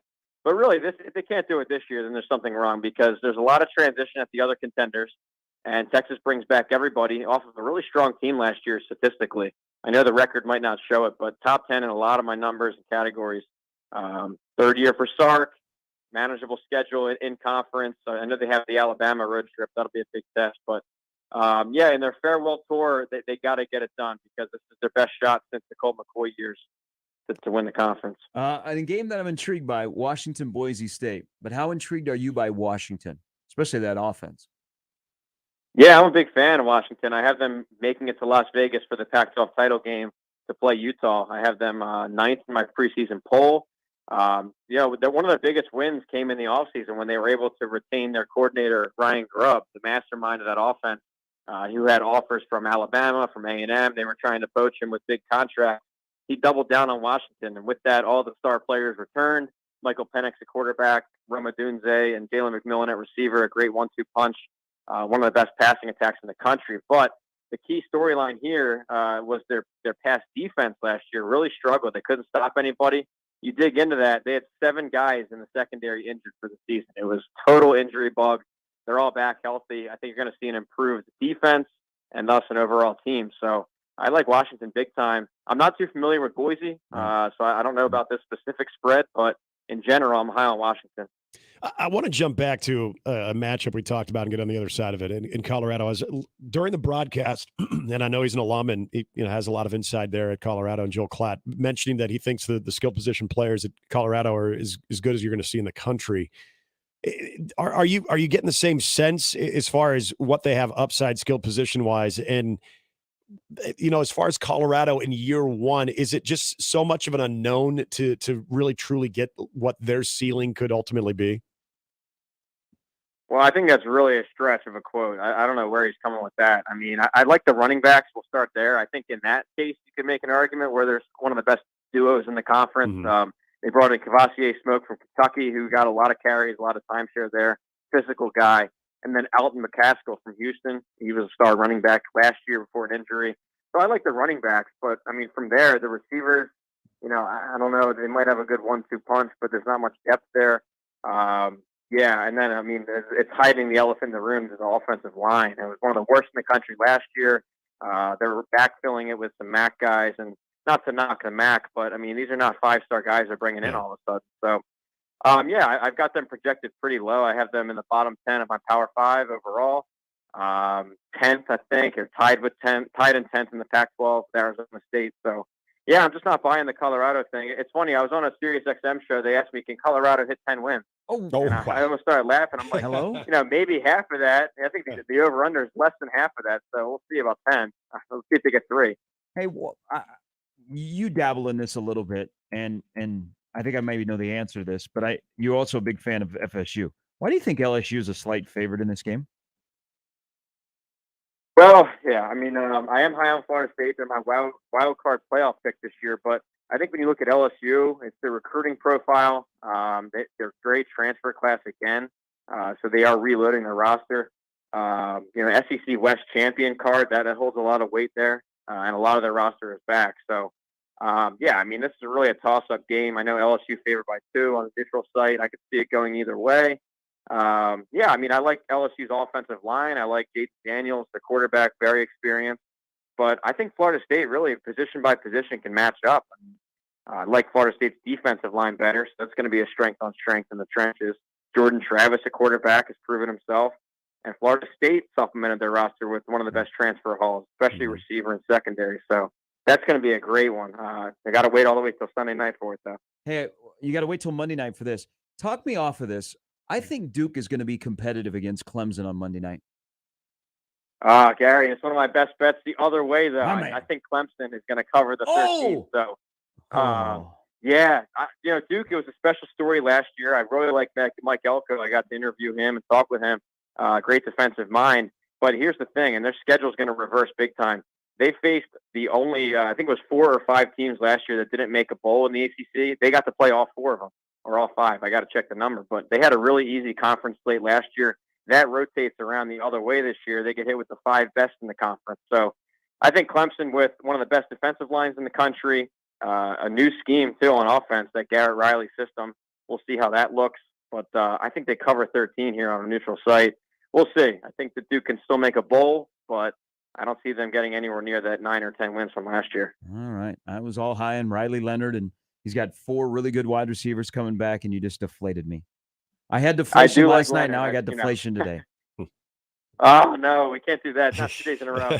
Yeah, I mean, just wait till you guys beat up on Colorado next week. That'll hopefully cheer everybody up. Oh, better happen.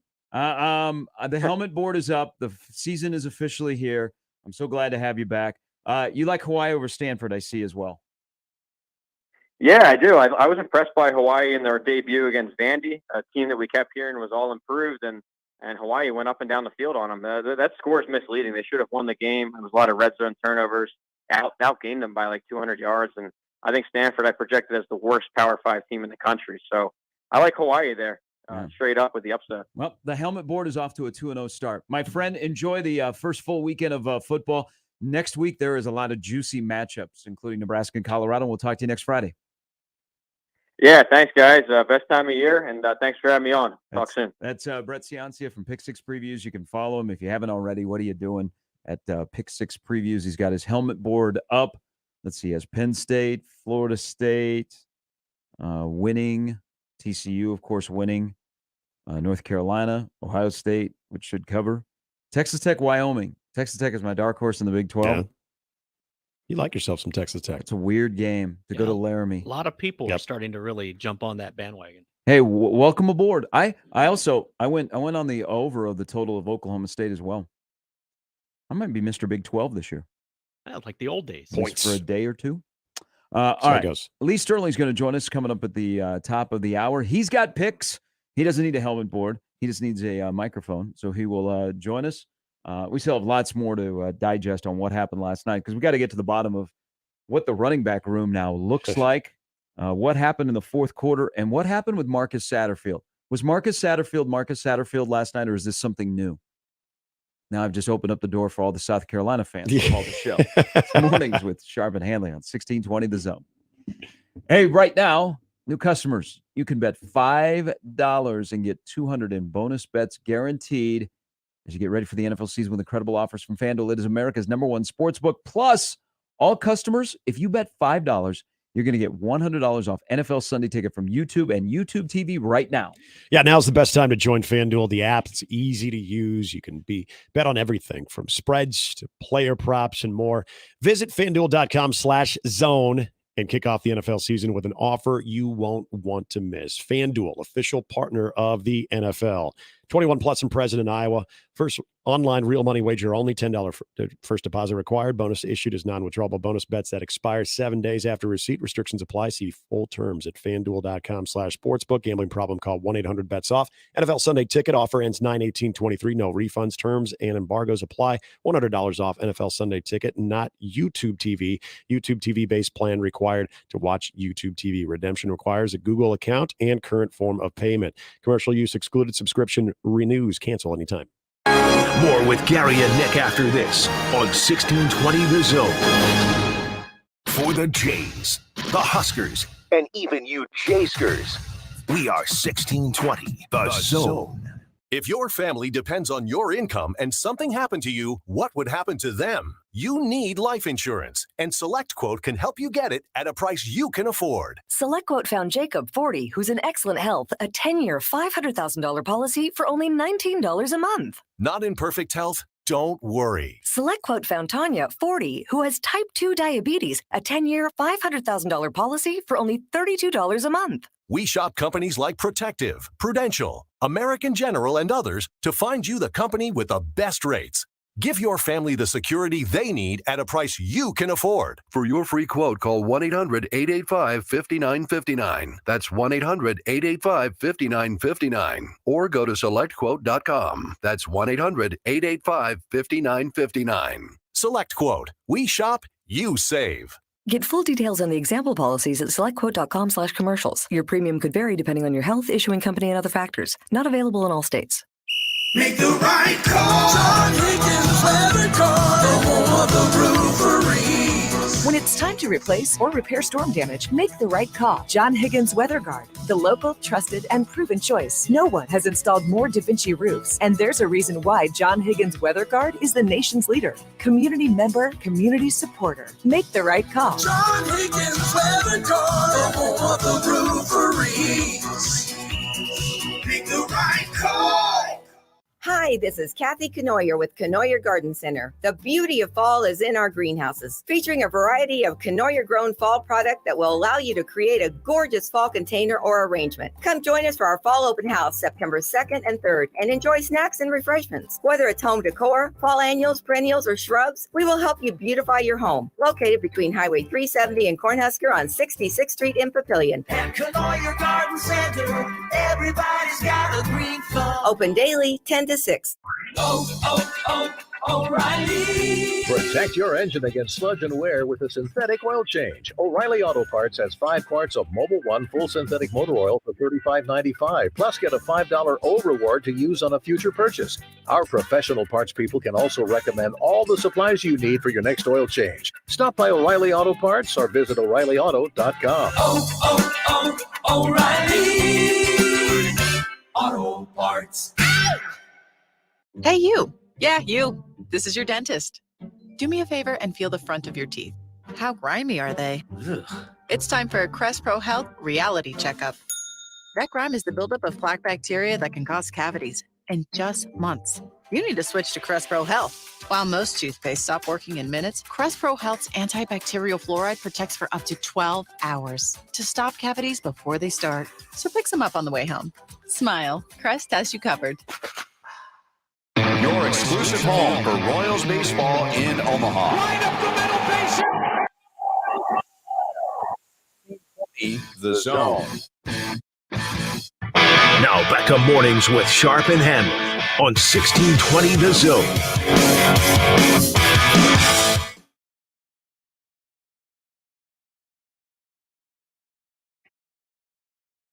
Creighton Prep gets in the win column last night with 24-19 victory over Millard North. Junior quarterback Tony Caniglio for touchdown passes. Zach McClay and Eddie Schaefer, the latter, catching a deflection off of a defender's face mask, just like they drew it up.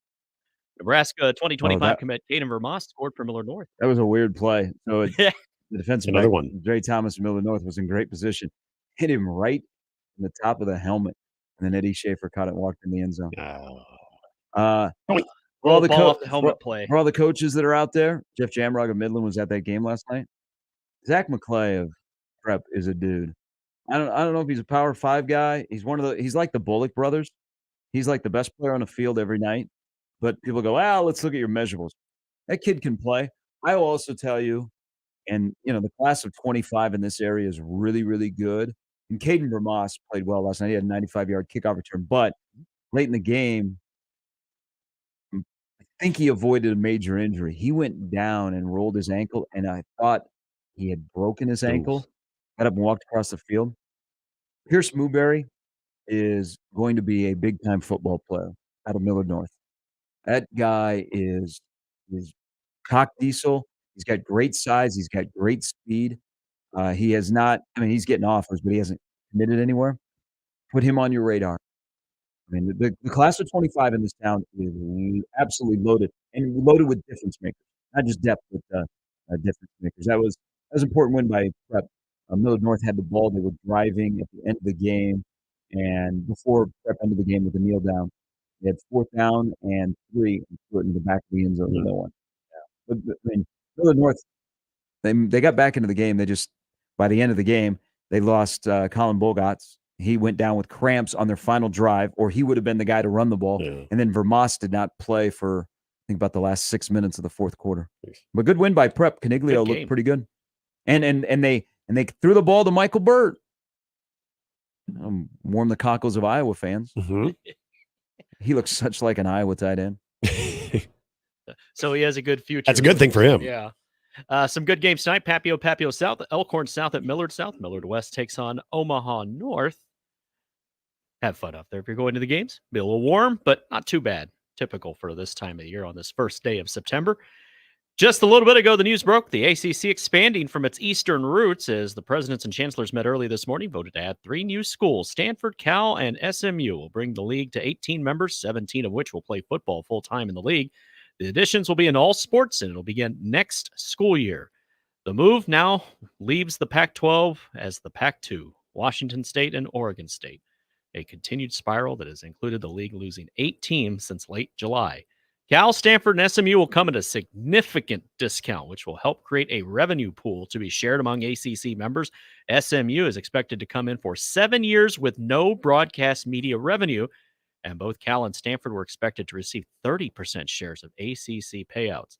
That money being withheld is expected to create an annual pot of revenue between $55 and $60 million. Some of the revenue will be divided up proportionally among the 14 full-time members in Notre Dame, while another portion will be put into a pool designated for success initiatives that rewards programs that win. Okay. And now we can have the college football playoff discussion. I guess. Now that the dust is settled. Hey, other college football last night, filling quarterbacks Bryson Barnes and Nate Johnson capitalized on gift wrap field position as Utah's suffocating defense did what we expected they would do. Utes beat the Florida Gators 24-11 last night in Salt Lake. It was not that close. Utah played without Cam Rising, still recovering from the torn ACL sustained in the Rose Bowl. But they could get him back for next week's game at Baylor. We'll see. It'd be a big game with Rising resting. The Utes flexed early and often, holding Florida to 13 rushing yards on 21 attempts. They led 17-3 at halftime, and then they picked off Florida quarterback Graham Mertz. His pass attempt was deflected by wide receiver Ricky Pearsall early in the third quarter to gain possession 11 yards for another score. Barnes then ran in from 5 yards out on third down to stretch the score to 24-3. Florida did not look good. And Mertz be checking the football too, 44 times. Hey, did anybody do a story on who was the first person to bet on a Nebraska football game in Nebraska? So at Warhorse Casino in Lincoln yesterday was with Nebraska playing. First time you could legally bet on Nebraska in Nebraska. Oh, yeah, because it wasn't a home game. Don't they do stories like who is the first usually. kid born on beginning of the year on January 1? Yeah. Every year? How come they haven't done who is the first person to bet on Nebraska? Does it usually have to be like someone like famous for us to be like, oh, it was so-and-so? Like if it's just like, we don't need famous people around here. We're blue collar people. If it's just like Bob Johnson, I mean, it's like, famous people. What does Bob do? Hey, famous people don't like getting kicked in the nuts all the time, so they wouldn't live here. They don't like to be Charlie Brown. Special teams. It always comes back to special That teams. is a perfect analogy. What I say, dog, under, sprinkle a little Nebraska money line. Yeah. If that third part would have wrong. happened, I'd be sleeping on silk sheets tonight. People still sleep on silk sheets? Somebody does. They seem soft. I've never slept on I them. feel like that's a South Florida thing. I haven't seen a waterbed. The only waterbed I've seen lately is in winning time. Jerry Buss is on a waterbed. My oldest brother used to have a waterbed a long time ago. I think everybody's obviously. older brother used to have a Oh, man. Who didn't have a waterbed at least for one time? I never did. I never did. You missed out. You missed out on trying to figure out the science for it all to work on a waterbed. Yeah, well, what kind of sleep did you get? Sleep. I mean, I know when you're younger, you just all you got to do is shut your eyes and you're usually okay. Sleep. Brother. I get it, but maybe that's the the 40-year-old Nick speaking of. I'm more concerned about what type of sleep I'm getting on that thing as opposed to what type of motion in the ocean is going to be when I'm having happy fun time. I'm just talking about the pickup line you could use. I feel like there's many. You know what I got? Oh, come on. No, I got it. I got it. And it moves and it's spectacular. Wins are wins, even if it's 13. How many guys were able to successfully pick up women when they dangled a waterbed in front of them? Jerry Buss. It was a different time, Nick. You didn't get canceled for saying things. Jerry Buss had other things working for him, though, too. Not just a waterbed. Because he had a force coming out of his chest? Well, that, too. Which, again, during that time, that was... Poll question. That was great. Is open chest hair still attractive?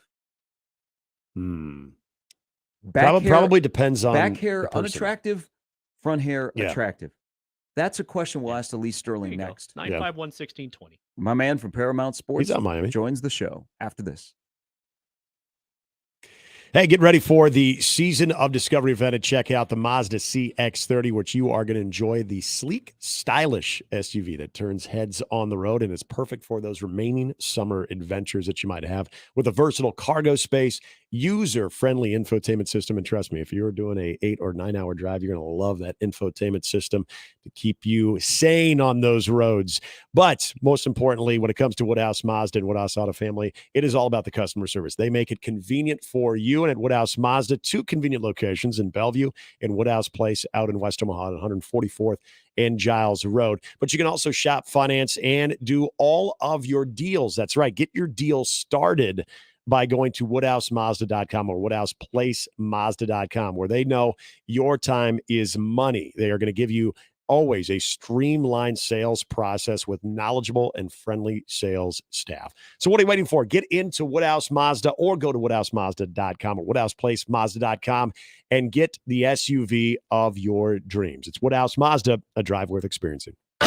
Mornings with Sharp and Handley returns in minutes on 1620 The Zone. 1620 The Zone. Traffic. From the Backwin Plumbing Time-Saving Traffic Center. We have no accidents to report at this time, but you can expect a bit of a slowdown from 94th to 75th along Dodge. Then on L, there's going to be some delay from 108th to 90th. And along Highway 370, be prepared for a little bit of slowdown from Richland Drive to 90th. As always, remember to stay safe and wear your seatbelts. I'm Chris Scott. This time-saving traffic was brought to you by Fernando's. Reason number 49 to get your Fernando's fix during football season. Pumpkin spice tacos? Don't bring your crazy around here. For tailgates, watch parties, or just an ordinary Saturday, get your Fernando's fix. FernandosOmaha.com. Rock your home's exterior with J-Tech Construction's Heavy Metal Promotion. The official exterior experts of Nebraska Athletics is offering 10% off all metal products. Seamless siding, standing seam roofing, and top-notch gutter systems. Elevate style, protection, and durability with this limited time deal. Don't wait. Dial 402-261-3682 or visit their website, yourexteriorexperts.com, the official exterior experts of Nebraska Athletics. J-Tech Construction, 402-261-3682. The Zone Inbox is brought to you by Equitable Bank. We take banking personally. Email me, Connor Happer, with the Connor Happer Show at Connor, CONNOR, at 1620thezone.com. Send me your love, your hate, and maybe a few hot takes. The Zone Inbox, presented by Equitable Bank. Don't miss this week's Zone Deal. This week's half-off deal is $50 worth of vouchers to Le Voltaire French Restaurant for only $25. Le Voltaire Pepperwood Village is a locally owned, unpretentious French restaurant serving down-home cooking with an extensive wine list and great handcrafted cocktails for decades. Whether dining with friends, clients, or that special someone, Le Voltaire will make you feel right at home. Zone deals go fast. 9 a.m. Friday, 1620thezone.com. The brand new Dollar General Distribution Center in Blair is now hiring. Starting wage is up to $22 per hour with benefits including medical, dental, vision, 401k, and a $2,000 sign-on bonus. Apply today by texting DG Warehouse to 25000 or online at dollargeneral.com/careers. Again, apply today by texting DG Warehouse to 25000 or online at dollargeneral.com/careers. Dollar General can't wait to have you become a team member at their brand new distribution center. Let it fly. Your elevated sports bar experience. KOZ and Bellevue, Omaha, Council Bluffs. This is 1620 The Zone. Now back to mornings with Sharp and Handley on 1620 The Zone.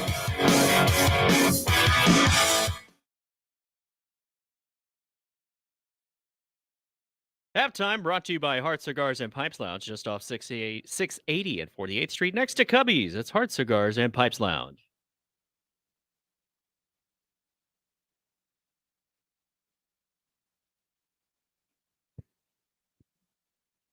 All right, a couple of tweets here. We're going to try and get hooked up with Lee.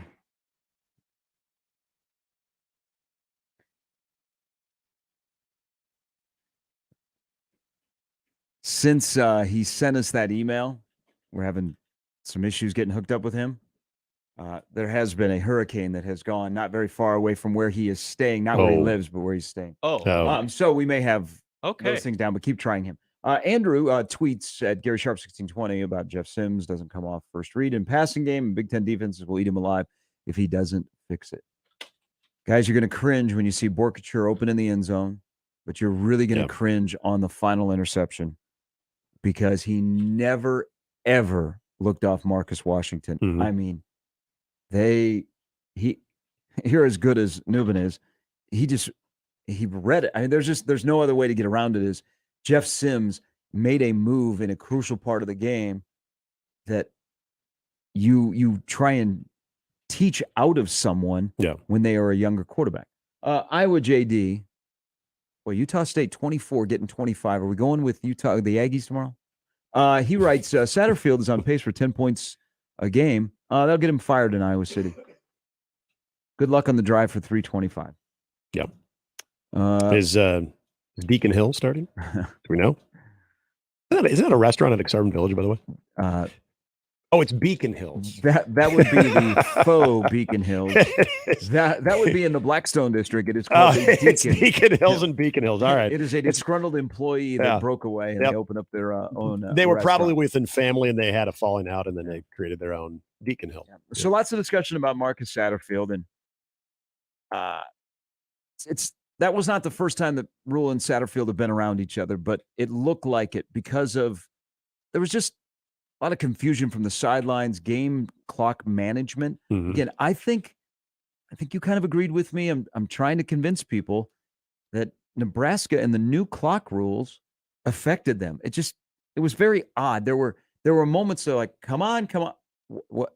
And you had to burn some timeouts at key points. And the end of the first half was an absolute blank show. Yeah, from execution penalties to the poor mistake of. I don't know how Sims did not see Borkature, but later in the game, it probably answered your question. But here's a part, and I've never been an OC. I've just played one on the radio, but I think we're smart enough to have a feel for the game.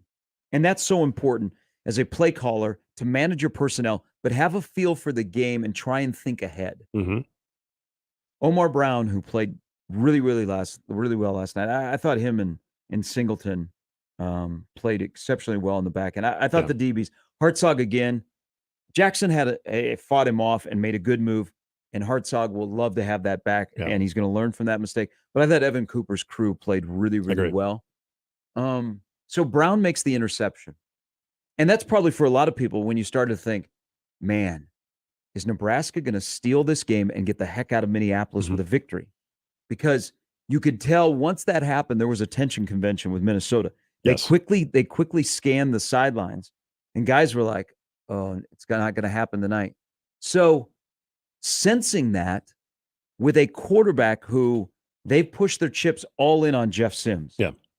And I think that's a good follow-up of what are you seeing that was different? What were you seeing leading up to last night that then was different during the game? Why in the God's green earth, after a Brown interception where now you have game control? Oh, yeah. And you're going. Do you throw the ball 3 straight times? I have no clue. That is very Frost-esque. It was. And the first play was a play action. You're going for kind of a home run. But you know what? You have a lineup 1 through 9 that has some punch and Judy hitters and only a couple of gap hitters. You don't have a home run in your offensive lineup. And that's precisely why in that moment, there's, if it hits, which that's going to be a big if with this group. You know, anytime someone does do that, you think, okay, you appreciate the aggressiveness. And I think they might even mention that on the broadcast. But then, so let's say that they felt they had some type of matchup that was going to be there. And, their guy has been delivering this ball throughout fall camp, and it was going to be there. Okay, it doesn't hit. You live for another down. Why are you coming right back throwing the football?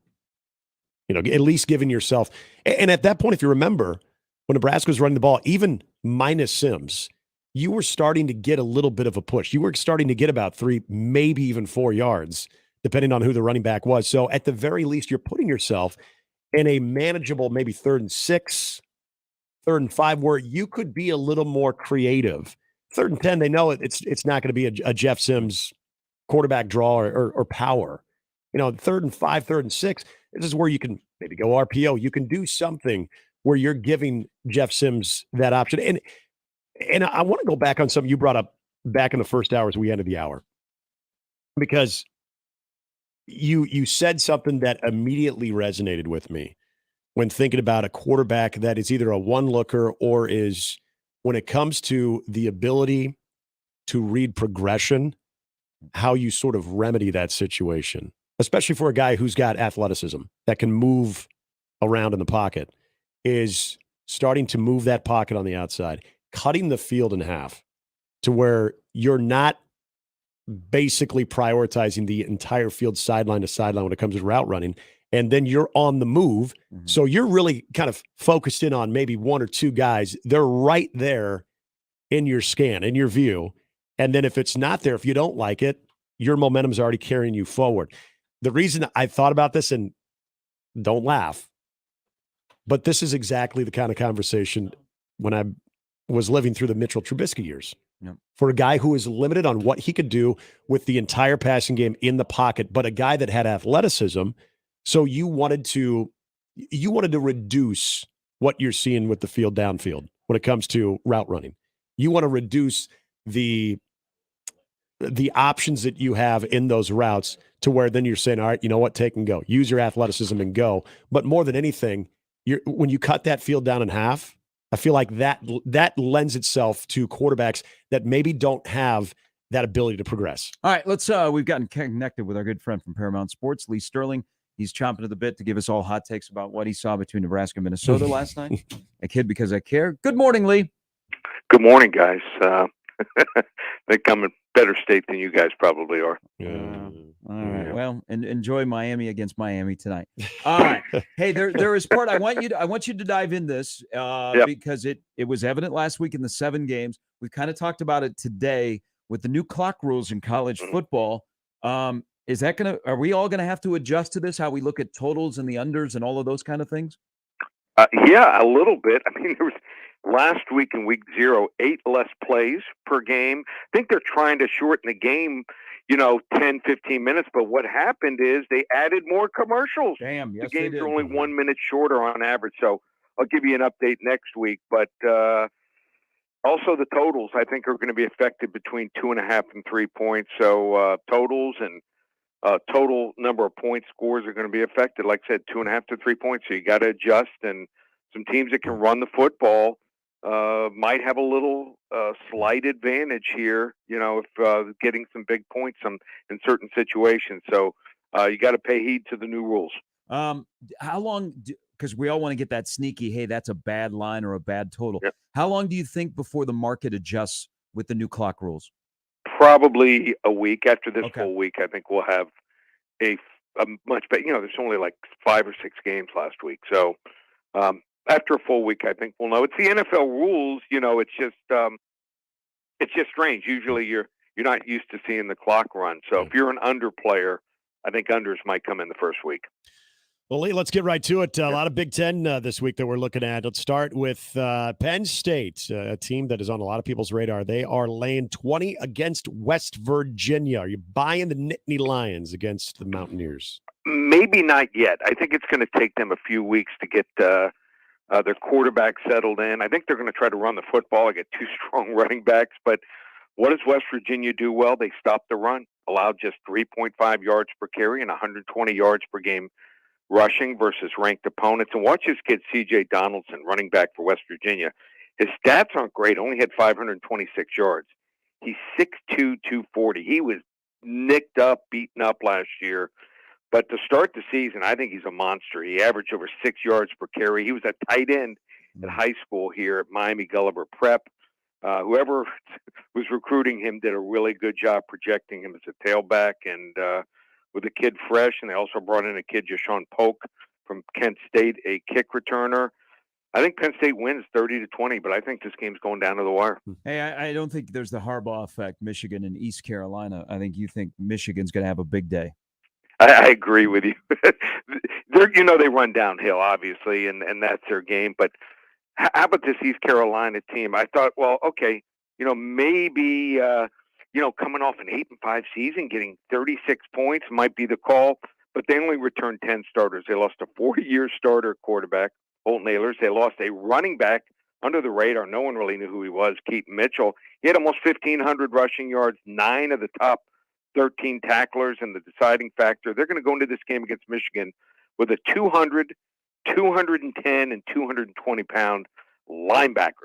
That's not going to get the job done here. Romper room special, Michigan 56-7. Iowa, Utah State. Could we see Deacon Hill starting over Cade McNamara with his health? It's Iowa with a couple of scores here, laying 24. I'm curious where you are on this one. Yes. So if McNamara starts, I'm going to wait until probably tomorrow morning. If he starts, I think they're the call here.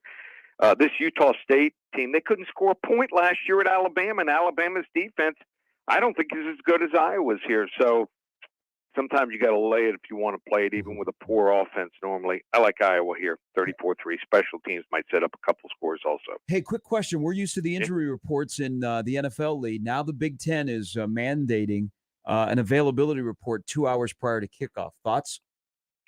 Helpful for the gamblers. Yeah? Helpful to me.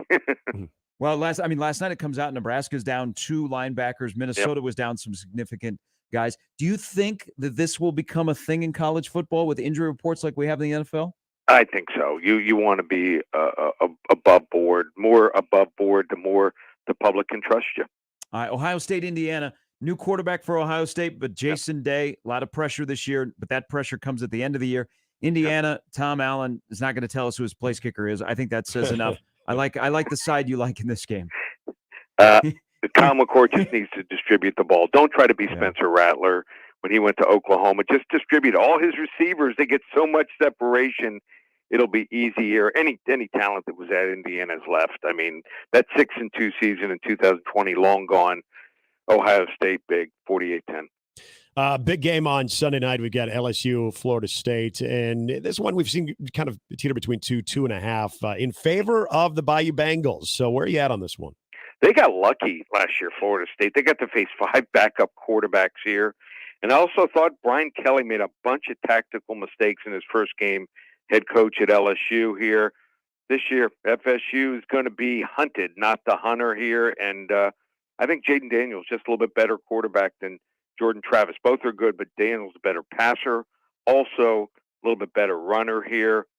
I like LSU. I like the over 56 points. And Also take LSU 34-30. All right, people that have been with you and been with us for a long time know that last year was a good year. You were on a heater. So now it's time to give our fans a gift courtesy of Paramount Sports.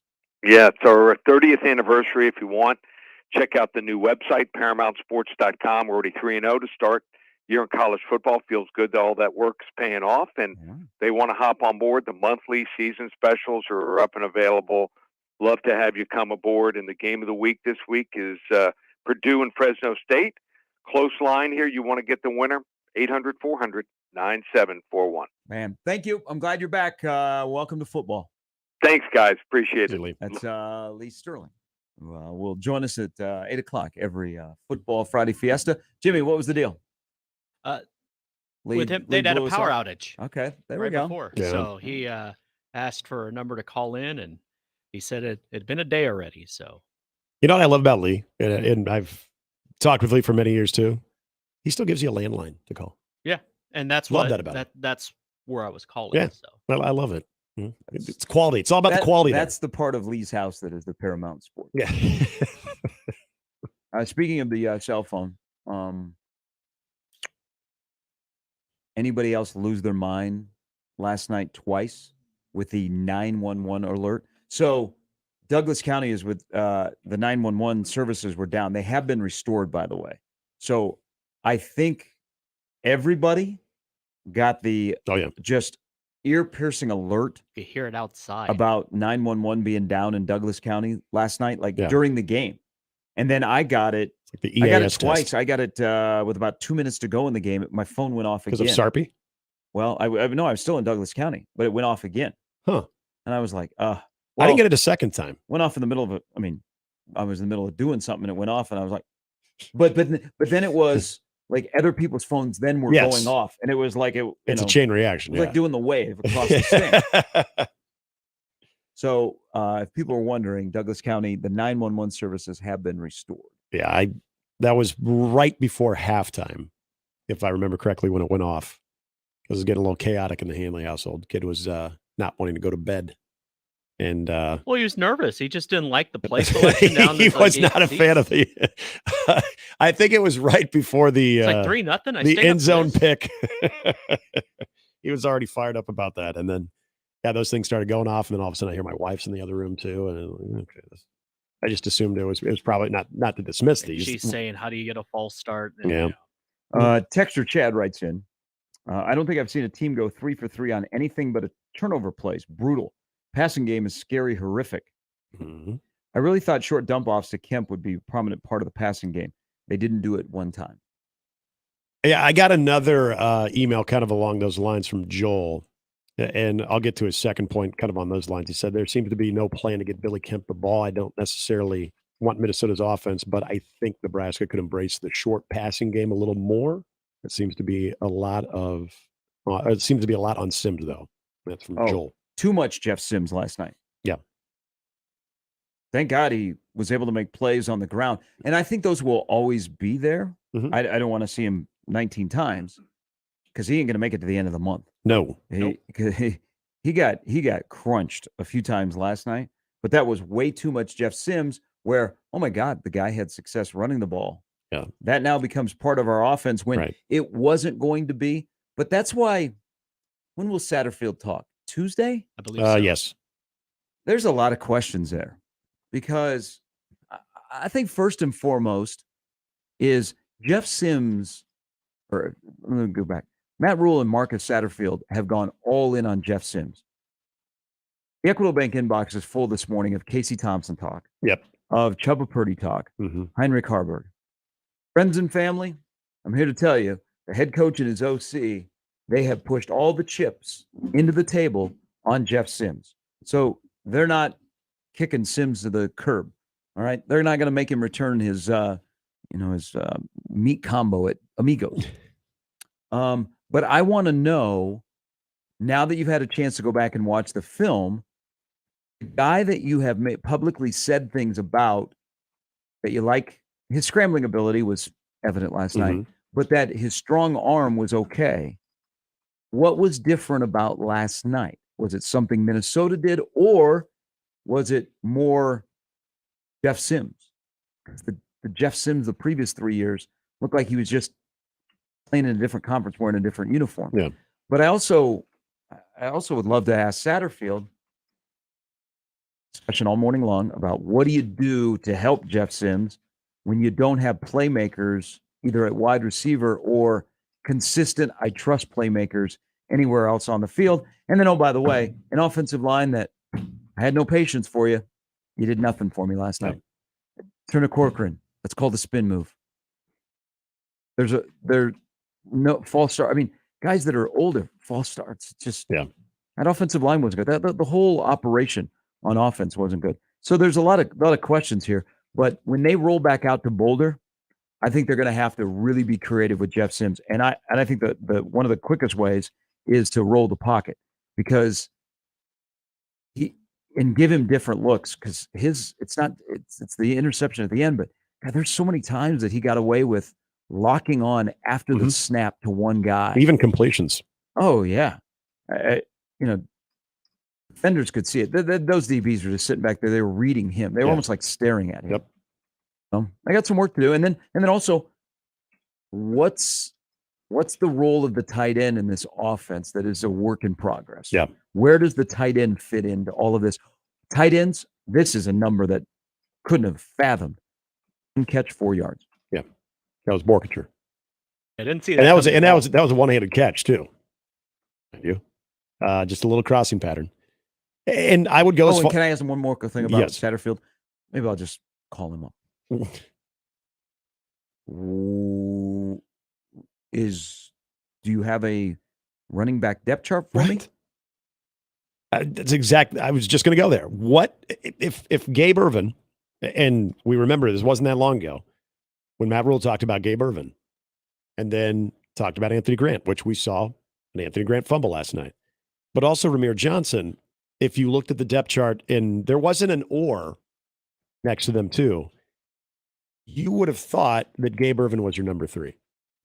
And so, again, is this dictated on matchup? How could it be? If you're trying to be physical and, you're trying to establish somebody, if you're trying to establish a hot hand, I didn't see much of Gabe. And, he did have the one good run. Ramir Johnson was in there a lot more early than what we saw Gabe Ervin. And then all of a sudden you see number 23. Anthony Grant starting to tote it a little bit more. It's so a little bit more of a consistent presence with one of these guys. I don't know if that thing got reshuffled this week and we just didn't know about it, but that's confusing. And really, if this is going to be the way that Nebraska wants to go, be physical, get some runners involved. We talk about the hot hand. I never saw a moment where anybody was really able to be a hot hand. Now, some of that goes to the offensive line, sure.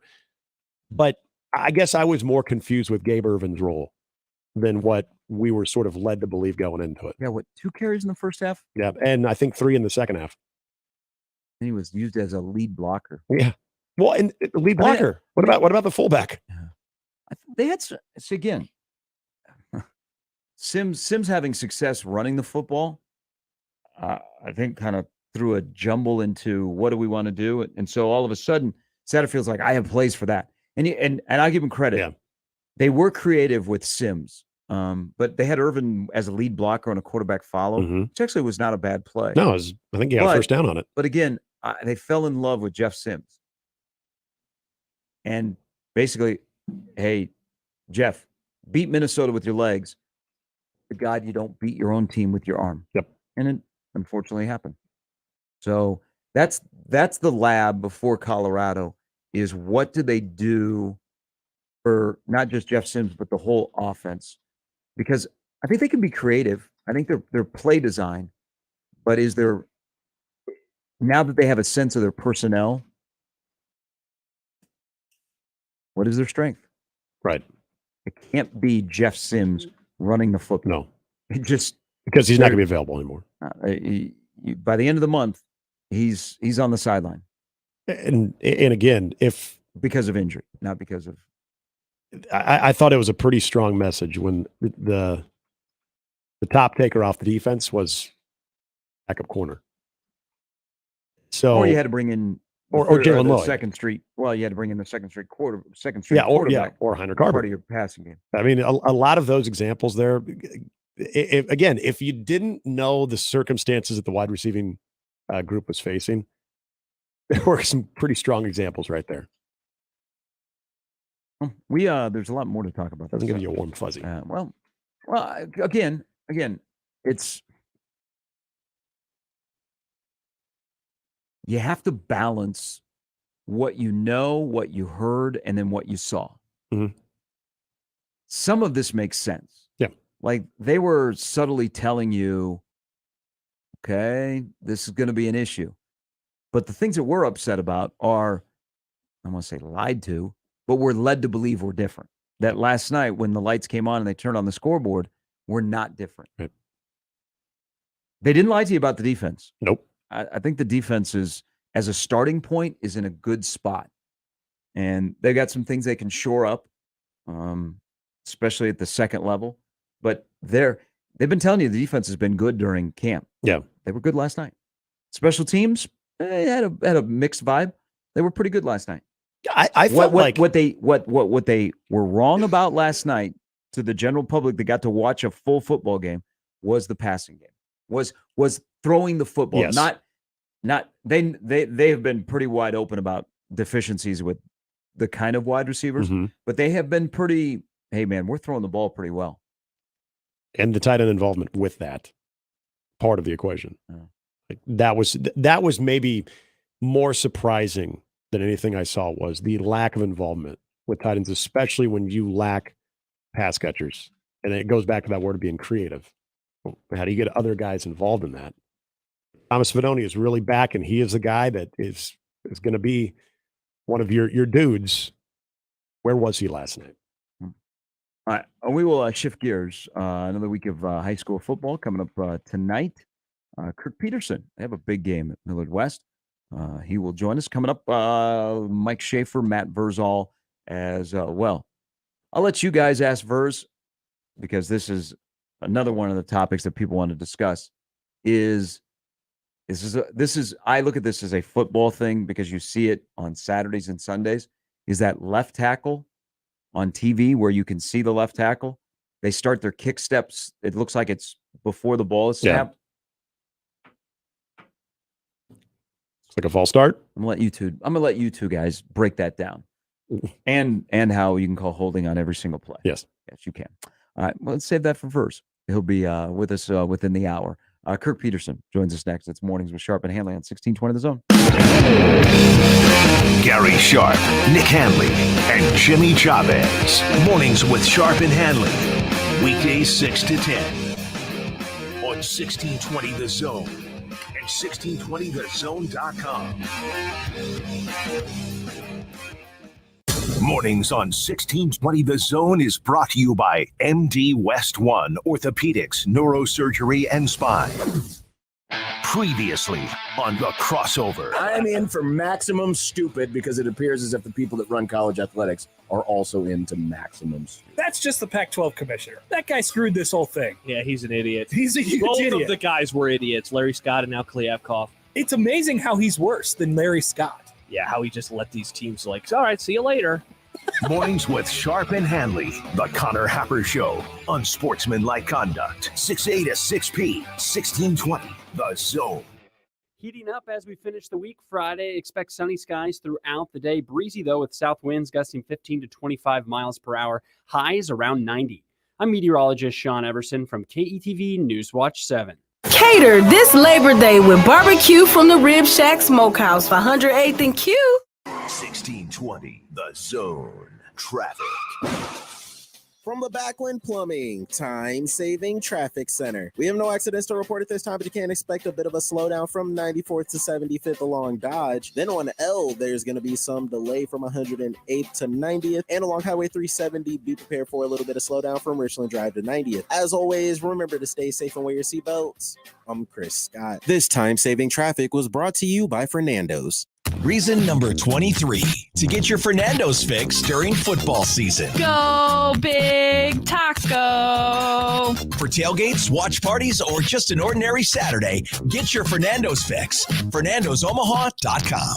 Happy birthday to us. That's right. We're turning 50 this year, and we're celebrating with you.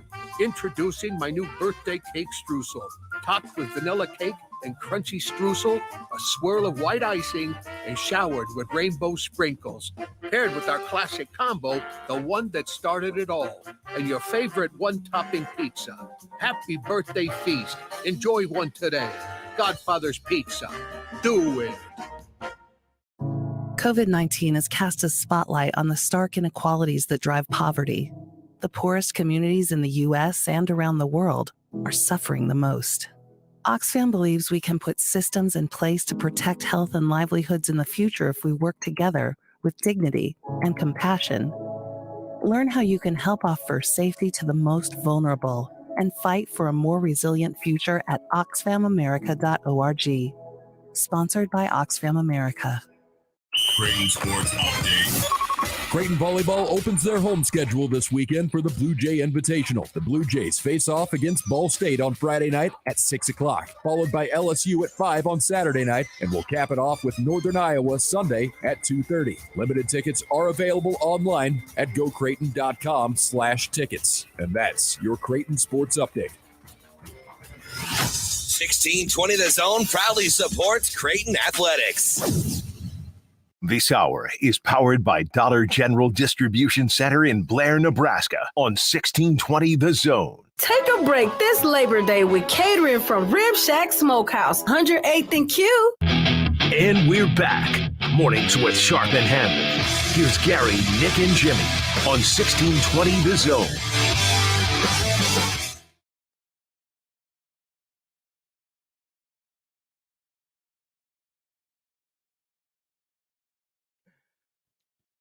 You know, Sharp, I'm always excited to talk to our next guest because he's a Hoover you know, Husky. you know the OOU, the one of us.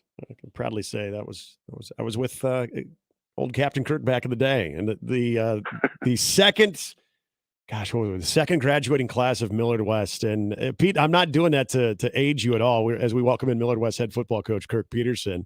It's always great to talk to you. How are you, my friend? Well, first off, I've got to adjust my hearing aid, so just give me a second. You start saying things like that, but no, we're doing awesome. So, you know, and I want to start with this before we kind of get into matchup tonight, what you saw last week too. And we spent a lot of time talking about the talent that we've seen throughout the state of Nebraska when it comes to legitimate Division I talent. And I don't want to do this whole, like, you know, back in my day, but I mean, and you remember this too, being a defensive staffer when we started out, of having to scheme against guys like Eric Crouch and, you know, other high-end players. But I just don't remember the amount of D1 Power 5 caliber players back then that it seems like we're consistently seeing now, whether they've come through Millard West or even other programs here in the last decade. What do you chalk that up to? And have you seen that really on the uptick here as of late? I think it's just the evolution of the game. I mean, I'm watching the Huskers play last night, and I'm sitting there. I look at my son and look at my dad, and I go, "Man, it is hard to coach defense now because of all the shifts and motions, and offensively, everyone's put the game in space. Yeah. So when you get speed in space, it's hard to defend." So I think that's probably the biggest thing, especially in our state. People have gone from under center football to shotgun spread and throw it all over the lot. Still run the football, but it's just become a speed and space game. And I think it's easier to, you know, guys are able to attract, you know, more eyes on them through the advent of all the off-season stuff that's going on. So probably just the speed and space game that's brought some more eyes to the state of Nebraska than ever before. Hey, there's another part of this discussion about the talent that is throughout the state. But how about the younger players playing earlier? Like for example, like Millard North, guys seem like they've been playing varsity forever. Jackson Williams, I swear Jackson Williams has been at Millard West for 6 years. I got to ask Jamal, his dad, former Husker, how long has your son been at Millard West? But he played early, and now he's headed to North Dakota State, and he's a guy to watch.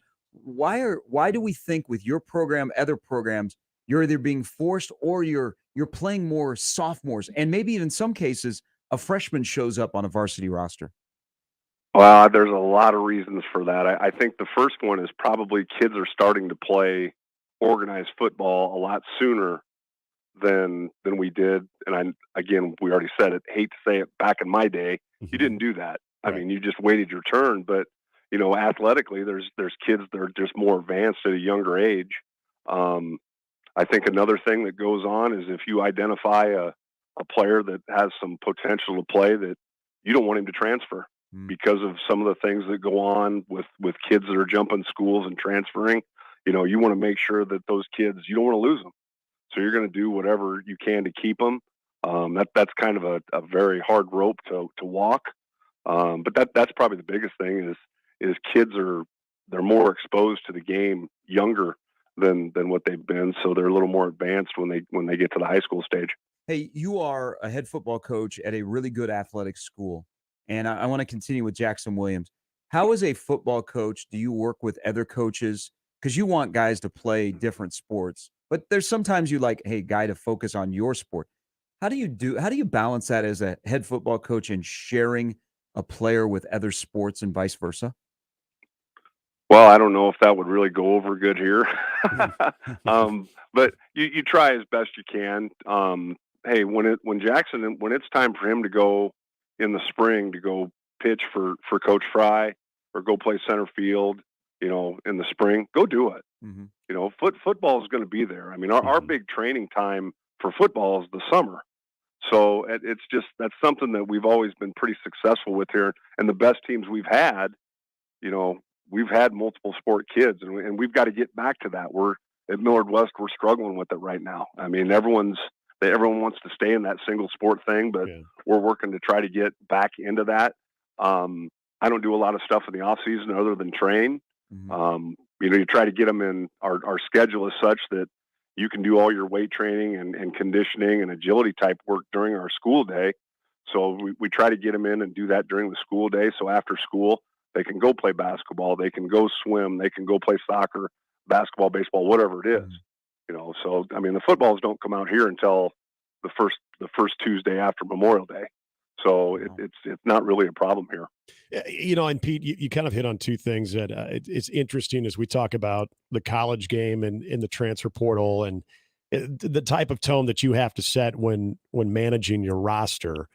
And I know these are things that high school coaches haven't always had to deal with, but whether it's, kids transferring to different high schools or, as you talk about, which I think has always kind of been an issue over the last decade, and that is the single sport concentration where, knowing you, but also knowing other coaches in the Metro that would always encourage their guys to be as athletic because of that competitive structure that you're going to continue to get. What is that message that you got to send? I mean, is that something that you have a conversation with the athlete themselves? Is that something that you're reaching out to the parents before the season? Like, how do you manage those nuances now as being a coach? Just talking to the kids, because at some point in time, every single athlete's career comes to an end. And what I talk to the kids about is, hey, when it's over, it's over. There's no, once you decide you're going to quit something, I think it's very difficult to come back and pick it up after a period of time. I just encourage them to make sure that you take every advantage that you can while you have the opportunity, because once you graduate from high school, if you're fortunate enough to be able to continue to play, that's great, but you don't ever want to live with regret. You don't ever want to come back and run into me 5 years from now and say, Coach, gosh, I wish I would have done this, or I wish I would have done that. And I've had those conversations with people. I still do it as an athlete, as a former athlete a long, long time ago, God, I wish I would have done this differently. So that's probably the biggest thing, is just encourage them to take every advantage that they have, to play when you can, because when adult life hits, there is no more playing. There's not 5,000 people in the stands. You just you take every advantage you get. Millard West head football coach Kirk Peterson joining us. Wildcats fell a great game, 28-27 to Millard South last week, have a matchup against Omaha North. Before we talk about that game, I think every time I talked to you last year was, this guy's not available, he got injured, this guy's not. You're somehow able to navigate it. You got 6 wins, you got into a playoff. How has what you went through last year with all the injuries, guys even that were on the sidelines or guys that got an opportunity to play, how is that going to benefit you this year, or how will it benefit you this year? Well, we learned it again last Friday. Yeah, I know. I played the I played the second half without two safeties, but I'm not making an excuse. We've got to do a better job as coaches at getting guys that are on the sideline ready to go, because you never know when you're going to play. So hopefully you've identified them and prepared them enough that they're ready to go. That was a big thing that, we were kind of down in the dumps there for a couple of years for a variety of reasons, but our group last year did a good job of kind of reestablishing some things. And we talked in the off season about taking the next step. Now what that next step is, we have not defined yet, because that's so far away. The focus for us has got to be on us and this week. And hopefully we've done all those things necessary to be successful this week, and then carry that on to next week. Pete, I know the quarterback position between last year and this year, you've seen some change there, but talk to me about Brody. What did you see from him last week? And as far as going forward with the offense, where do you ultimately kind of see him, leading that group? Well, he's a multiple kid. The hard thing that he has been through as a player is, I think he's on his third offensive coordinator. Mm-hmm. Third offensive coordinator in high school. In college you see that a little more, but he started when he was a freshman. He had a new OC. Then I did it his sophomore year, and then I brought in a new guy last year. So I'm excited to see what he does in a second system with the same guy. Yeah. And he's in our house, playing Millard games. That's important. And he was pressed a little bit to begin with. Our offense was pressed in the first half, and I think we settled down in the second half and got doing a few things, and we're just going to kind of keep expanding on his abilities, because he can do some things for us. Top 10 matchup tonight over at Kinnick. You take on Omaha North. They, as all of us are involved in other games, we see that score, them beating Bell West 25-7, and you go, whoa. Maybe not surprised they won, because I think this is a good North team, but the way they did. How do you win tonight on the road to get to 1-1? Play better than we did last week. Thank you. I mean, we made a ton of fundamental mistakes last week. We did some good things, but we just did more bad things, and it just didn't put us in a position to be successful. Larry's team it reminds me of his state championship teams. They are gigantic. They have great speed, and then they've added the element of throwing the football more than they have in recent seasons, and it's just going to be tough. We're going to have to be on top of our game. Yeah, and you mentioned kind of the blueprint of a Larry Martin team too. Do you feel like your team is either going into the season or kind of where you want to be from an identity standpoint, that you guys kind of have that figured out a little bit, or at least maybe trending in that direction? Not yet. I wish we did, but we're still learning our way. Our depth is such on the offensive line that we don't have much. So we have to be careful in practice that we're not beating our guys up so bad, trying to establish that we want to run the football. We want to be a power team like we traditionally have been around here. So we have to be careful with that, but that's something we're really working through. And hopefully, you've got the first 4 games of your season before your district games begin, that you can get that solved before the district games start. Yeah, it should be a good one tonight. There'll be a lot of talent on the field. We brought up Jackson Williams. I hope people get a good look at Bobby Joseph, your running back as well. Pete, as always, I appreciate it. Good luck tonight. Guys, I appreciate you having me on. That means we have a big game if we're on the radio again. My man. Thanks, Pete. Thanks, Pete. All right, guys. Thanks. That's Kirk Peterson. Millard West and Omaha North tonight at Kinnick, kicking off at 7. He is right. So, Omaha North has kind of been building to this with their giant size. It's not just Tyson Terry, but here's a guy another guy in that game. If you're headed out to that game, and I think it'll be a really, really good game, because people will be curious of how North can handle success. I mean, that's a huge emotional win against Bellevue West. Champ Davis is going to cause some problems. I mean, he's only a sophomore, and he caught 3 touchdown passes. But also, I'd be curious, anybody's going to the game, because Sebastian Serco is a quarterback here in town. They got early Power 5 offers, and people went, huh? Because, we do this with quarterbacks in Nebraska. Mikey Gow, who is no longer at Bellevue East, got offers, and we went. And this was me. I was like, has anybody ever seen him play? And, people in the know that I trust would be like, So Circo is now in his second year as a starting quarterback at Omaha North, and you go, okay, let's come see this kid who has got he's got a Miami offer. I mean, he's got, and I think they're committable. He made a jump. He's had a good off season. He wasn't great against Bellevue West, but he was good enough, and you could see his development. But him playing pitch and catch with Champ Davis, that's going to be a problem for people. It'll be a definite problem. So that's a good game tonight. The Battle of Papio. Can Papillion La Vista and Papio South, Nick, be good at the same time? No. I mean, it's simple answer, no. It's rare. Weird. It's rare, isn't it? It is very rare.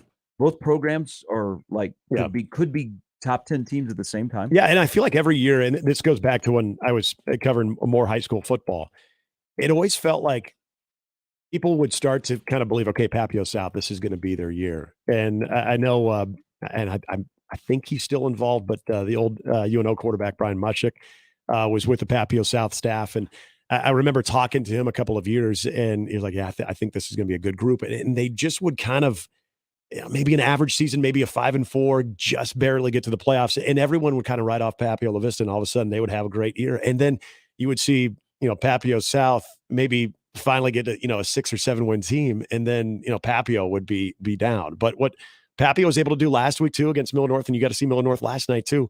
That is something that can't go unnoticed. So I would love to see both of those schools and actually have like that matchup where it's like, okay, whoever wins this one, look out. Like, it could be a legitimate top 5 team. So it's a good matchup of running back. So Derek Jones is a good running back for Papio South, and he's a young kid. And then Peyton Prestito, who is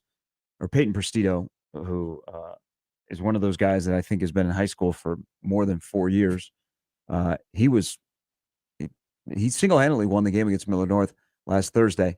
They meet tonight. That is the probably marquee game around here, along with Millard West and Omaha North. Also Elkhorn, well, I should say Elkhorn South and Millard South. Both teams are unbeaten in the top 5. Watch out. Cam Kozel graduated from Millard South. Yeah. They've got a sophomore quarterback, Tamala, who in that offense may suit his skill set at this age really well. They can put up points. But Fuller had a good game against Millard West. Our game tonight on TV, and I'm very curious to see this, will be Gretna at Omaha Central. Do not sleep on Gretna. They don't have the gunslinger, but they still have a culture, and they still have some beef. And now they take on an Omaha Central team with Coach Mackey and Abdul Muhammad and the rest of the Benson staff that is back at Terrence's alma mater. I mean, they rolled against Omaha Northwest. I mean, more than just rolled.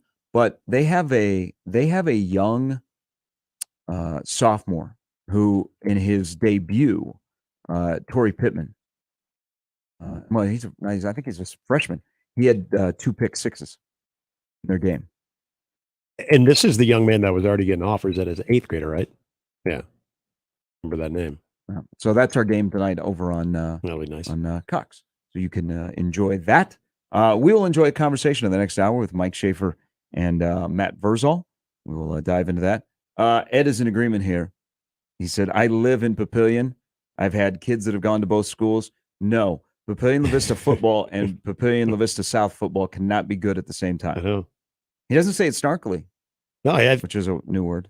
I like it. It works, but I think it's true. New word Friday. I think it's very true. From when they first opened up that school and you started to see a little bit of the talent shift where Papio South started. And Papio South, it's weird when you've seen schools split. I feel like maybe it's just because I'm more in that mindset. I feel like baseball programs are quick to kind of catch up real fast.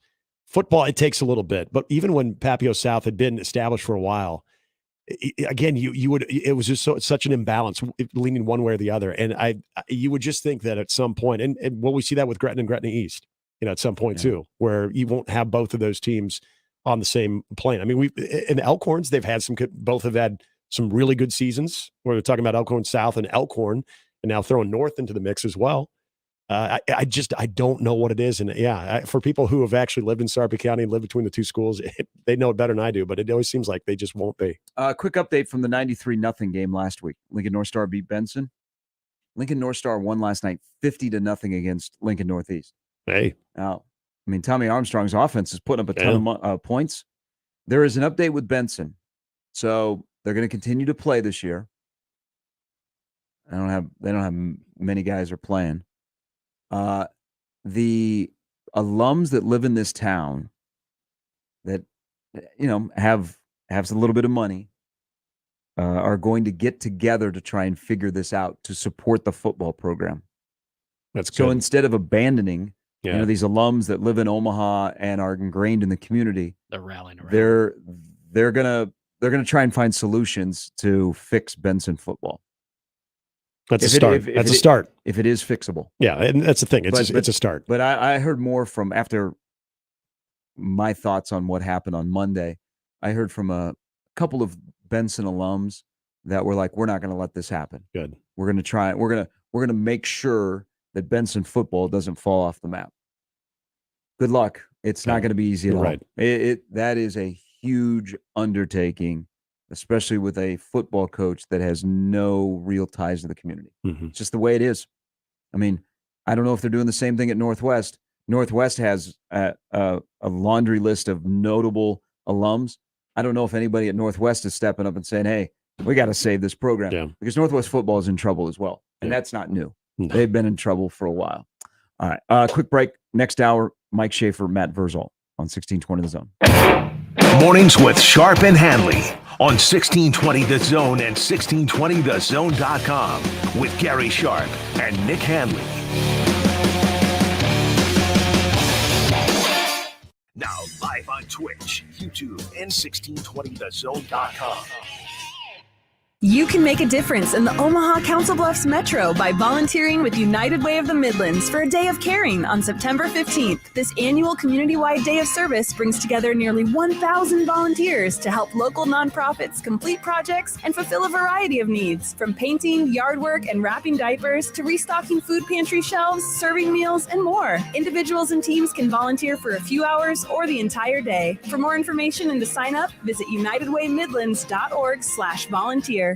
The brand new Dollar General Distribution Center in Blair is now hiring. Starting wage is up to $22 per hour with benefits including medical, dental, vision, 401k, and a $2,000 sign-on bonus. Apply today by texting DG Warehouse to 25000 or online at dollargeneral.com/careers. Again, apply today by texting DG Warehouse to 25000 or online at dollargeneral.com/careers. Dollar General can't wait to have you become a team member at their brand new distribution center.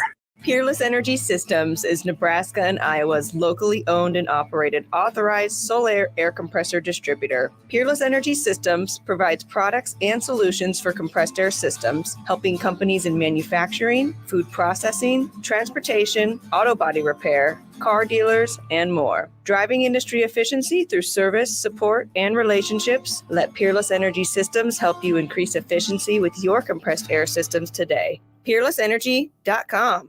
Small town taste. Domino's Pizza and the buffet at Paparino's Pizza is for lunch and for dinner. If you have a sit down, or get it delivered by calling in or through. Call ahead and pre-order your pizzas. It doesn't matter if you root for Nebraska or that other team across the river. Keep up to date with specials when you follow Paparino's on Facebook. Paparino's Pizza, 542 Main Street in Plattsmouth. Hi, this is Doug Nodgard with Equitable Bank. Great service never goes out of style. When the digital age dawned, many said computers would be able to handle many of the interactions that used to take a person. Boy, were they wrong. How many times have you called your bank and gotten a recording to press 1 or 2? Not at Equitable. Not only does Equitable answer your call on the first ring, it's answered by a human being. That's because Equitable Bank values its customers. Equitable Bank, we take banking personally. Member FDIC. Listen to 1620 The Zone weekdays for the Big Red Practice Report presented by Tickets for Less. Visit ticketsforless.com and use promo code The Zone to score incredible savings for your favorite team. It's the Big Red Practice Report brought to you by Tickets for Less. We're going abroad for the first time in years, to Spain. But we don't speak Spanish. So we started using Babbel. And started learning Spanish fast. With Babbel, you can start having conversations in another language in just 3 weeks. Babbel's conversational method teaches you real-life words and phrases. And with Babbel's interactive bite-sized lessons, you'll remember what you learned. ¿Cómo te llamas? ¿Cómo te llamas? ¿De dónde eres? ¿De dónde eres? When you learn a language, you want to actually use it. Babbel is designed with that goal in mind. In just 3 weeks, we're starting to have conversations in Spanish. Estoy muy emocionado para ir a España contigo. Aw, he just said, I'm very excited to go to Spain with you. Nos vamos a divertir mucho. And that means we're going to have a lot of fun. Sí. Gracias, Babbel. Babbel, language for life. Celebrating 10 million subscriptions sold. Now try Babbel for free at Babbel.com. Just go to Babbel.com and start learning a new language today. That's Babbel.com. Babbel.com. 1620 The Zone and 1620thezone.com. And we're back. Mornings with Sharp and Handley. Here's Gary, Nick, and Jimmy on 1620 The Zone.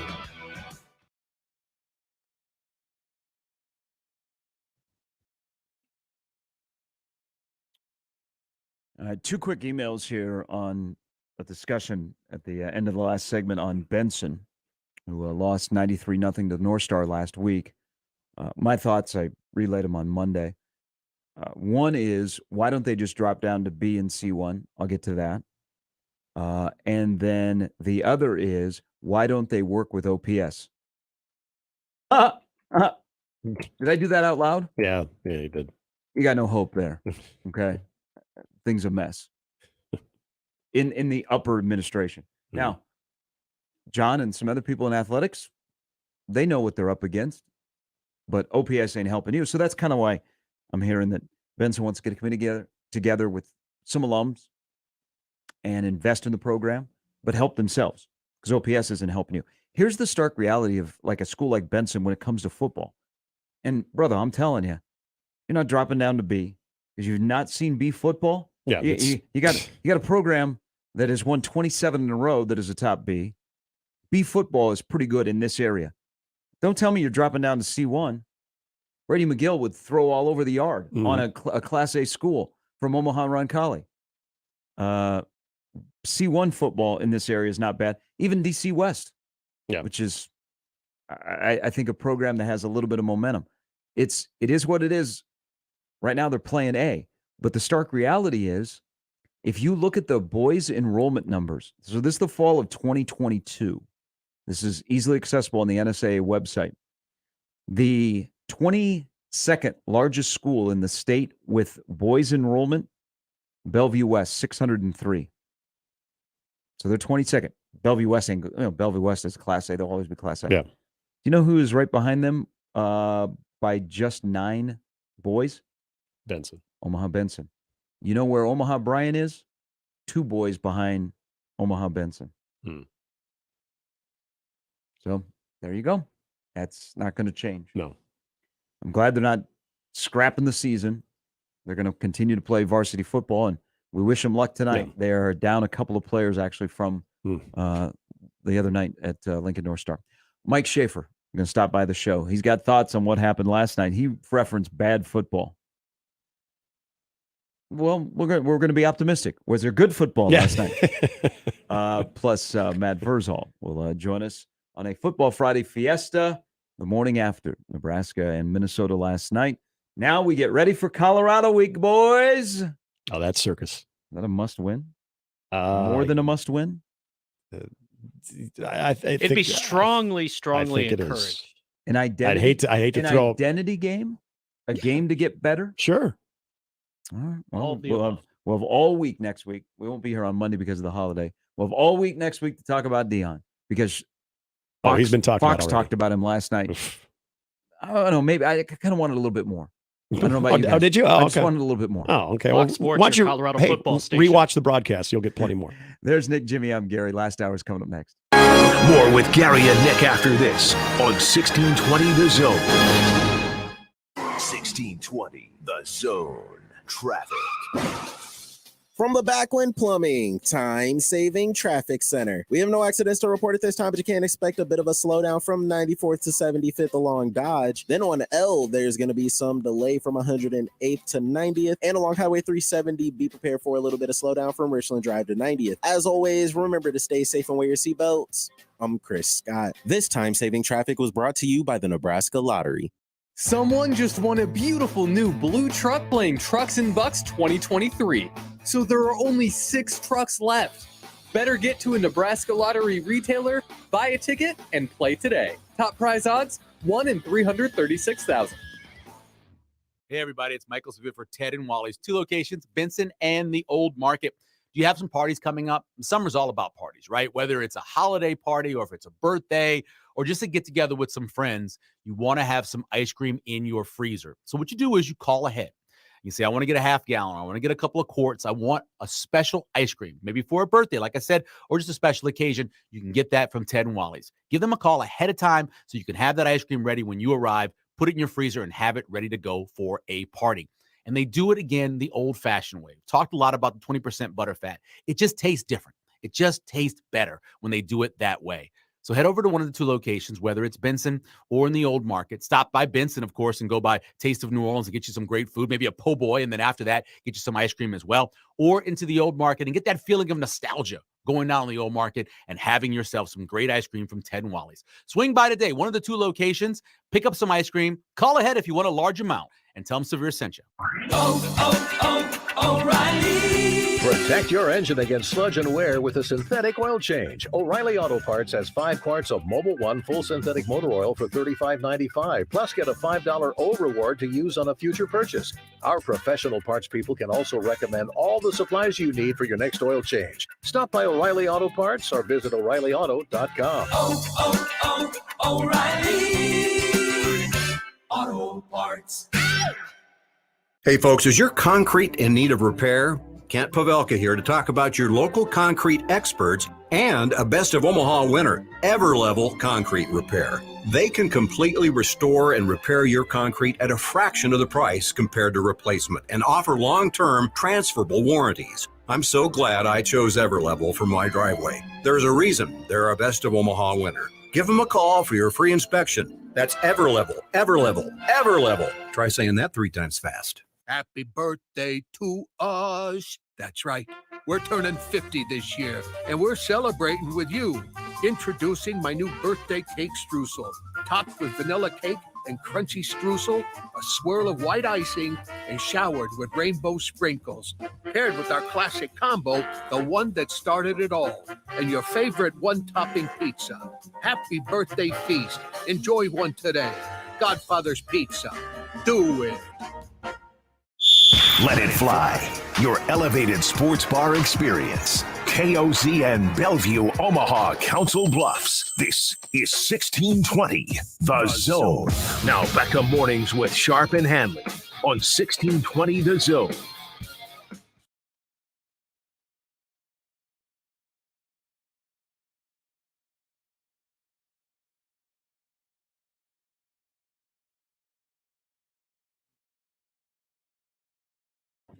All right, last hour.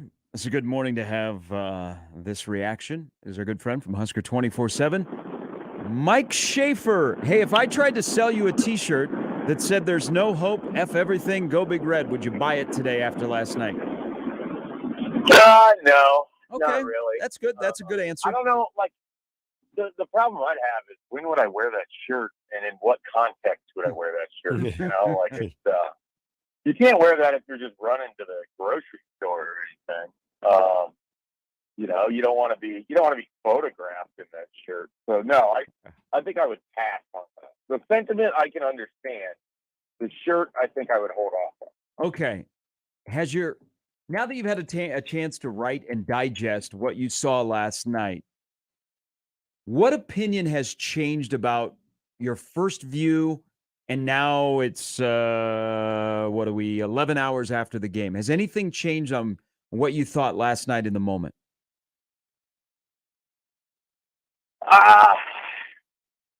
Not a ton. I mean, the thing that I keep kind of coming back to, Nebraska is just devoid of any real skill talent on offense.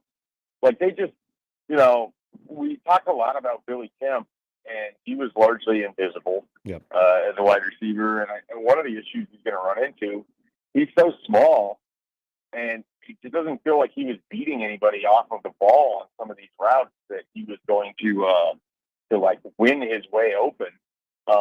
And then on top of it, like the one critical pass I can remember Jeff Sims throwing to him was his first interception where the ball floats high. And, you know, at 5'7", Billy Kemp isn't exactly going to go up and fight for that ball. So the offense, in order to use him, they're going to have to figure out how to get him the ball around the line of scrimmage to let him try to outwork people and create, you know, some plays that way. It was noticeably better for Jeff Sims when Marcus Washington was available. So I think that will help kind of moving forward. But beyond that, I mean, the tight end, you had one catch.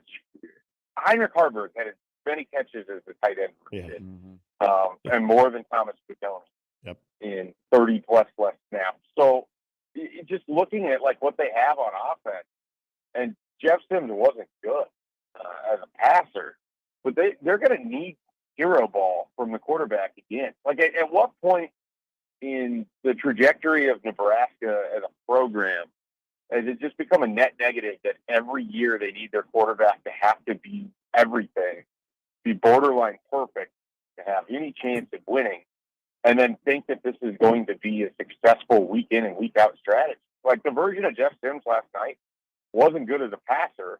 They needed every one of his 91 yards to have an opportunity to win that game. And that's just not a recipe for success. And that's not a recipe for him to be healthy either. I mean, if I have another takeaway from last night, it's like the two backup quarterbacks, Chuba Purdy and Heinrich Harburg, better be ready because they're going to be needed. Well, hold on. On that note, come on, Shafe. The head coach and his OC, they have gone all in on Jeff Sims. I know what we saw, and if you're a Georgia Tech fan, you're like, oh, I see that guy before. This is the one guy that they have pushed their chips into. You don't think they're going to take their chips back that soon? No, sorry, I misrepresented what I meant there. I don't think he's going to stay healthy injury, with this level of use. Okay. Oh, yeah, my bad. You're absolutely right on that point.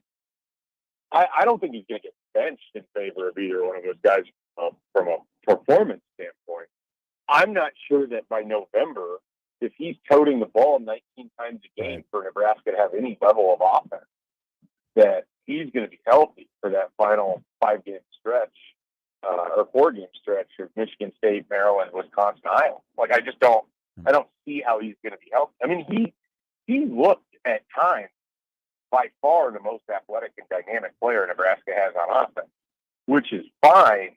But when it's the only guy that fits in that category, that's a big problem. And when he struggles to pass, as he did on Thursday night, then you're just really dependent. Like, it almost feels like they're going to have to go to an option style offense to be able to score points in some situations. So, when I'm talking about Jeff Sims, I'm talking about health. I think he's going to be their starting quarterback, but I don't know how he's going to survive.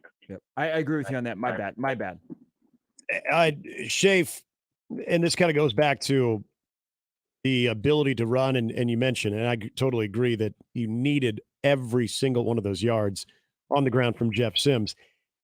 I think a lot of us walked away very confused on the running back situation and who the lead guy is. How much of sort of that jumbled mess that we saw last night of who is who when it comes to the running back room maybe was the way it was last night because of Jeff Sims and the run game just with the quarterback? I mean, if he's not having as much success, do we see a more clear picture of who the main running back is, and if it's, if there's more Gabe Ervin?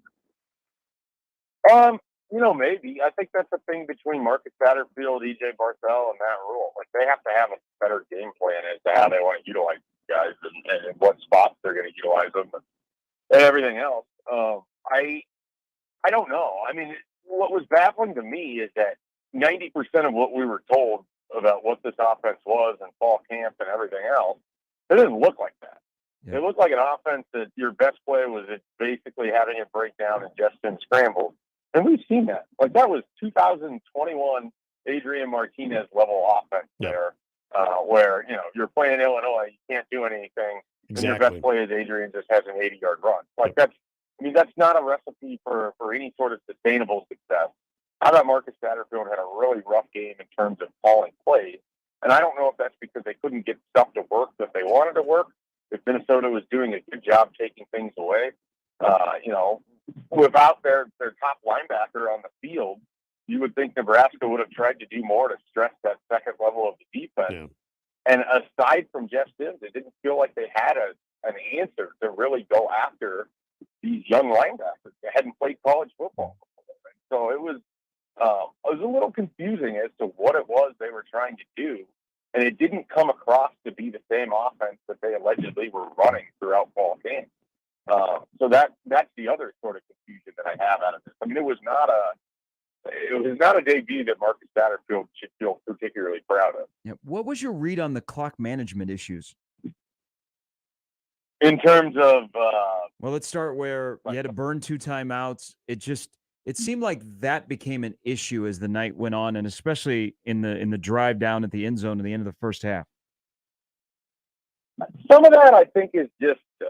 I think there's still, Rule did say this, and this came to fruition. I mean, they still have procedural issues. They still have problems kind of getting the play in with enough time and guys feeling comfortable in what exactly they're being asked to do. And I think some of that is just the newness of all of it. You have new quarterback, new center, new offensive system, new offensive coordinator, new head coach. So I think some of that will be coached out and ironed out over across the next few games. So I'm not too concerned with the the timeout usage or anything to that level. It did feel like instead of being calm and in control, the closer they got to the end zone, it felt like the more they kind of panicked in some ways or rushed themselves. I mean, those 2 false starts are unacceptable. Like that's not a procedure thing. That's just a do your job thing. And you can't have that. I mean, you took points off the board and with one of them for sure. And it felt like that second one, I mean, really hampered you when you had to go back to the 8-yard line after the full start in the second half. So those are more of the things where it's like, how is this still a problem? Why is Nebraska the team that this always seems to happen to? And it just, you wonder why this is so ingrained in the fabric of this program. And especially with a guy in Ethan Piper who had been the most consistent offensive lineman through camp. I mean, he's your guy. Like they've highlighted it. Like this was definitely, someone that they went out and stood on the table for. And I don't think people thought Ethan Piper was going to be a starter starting in spring.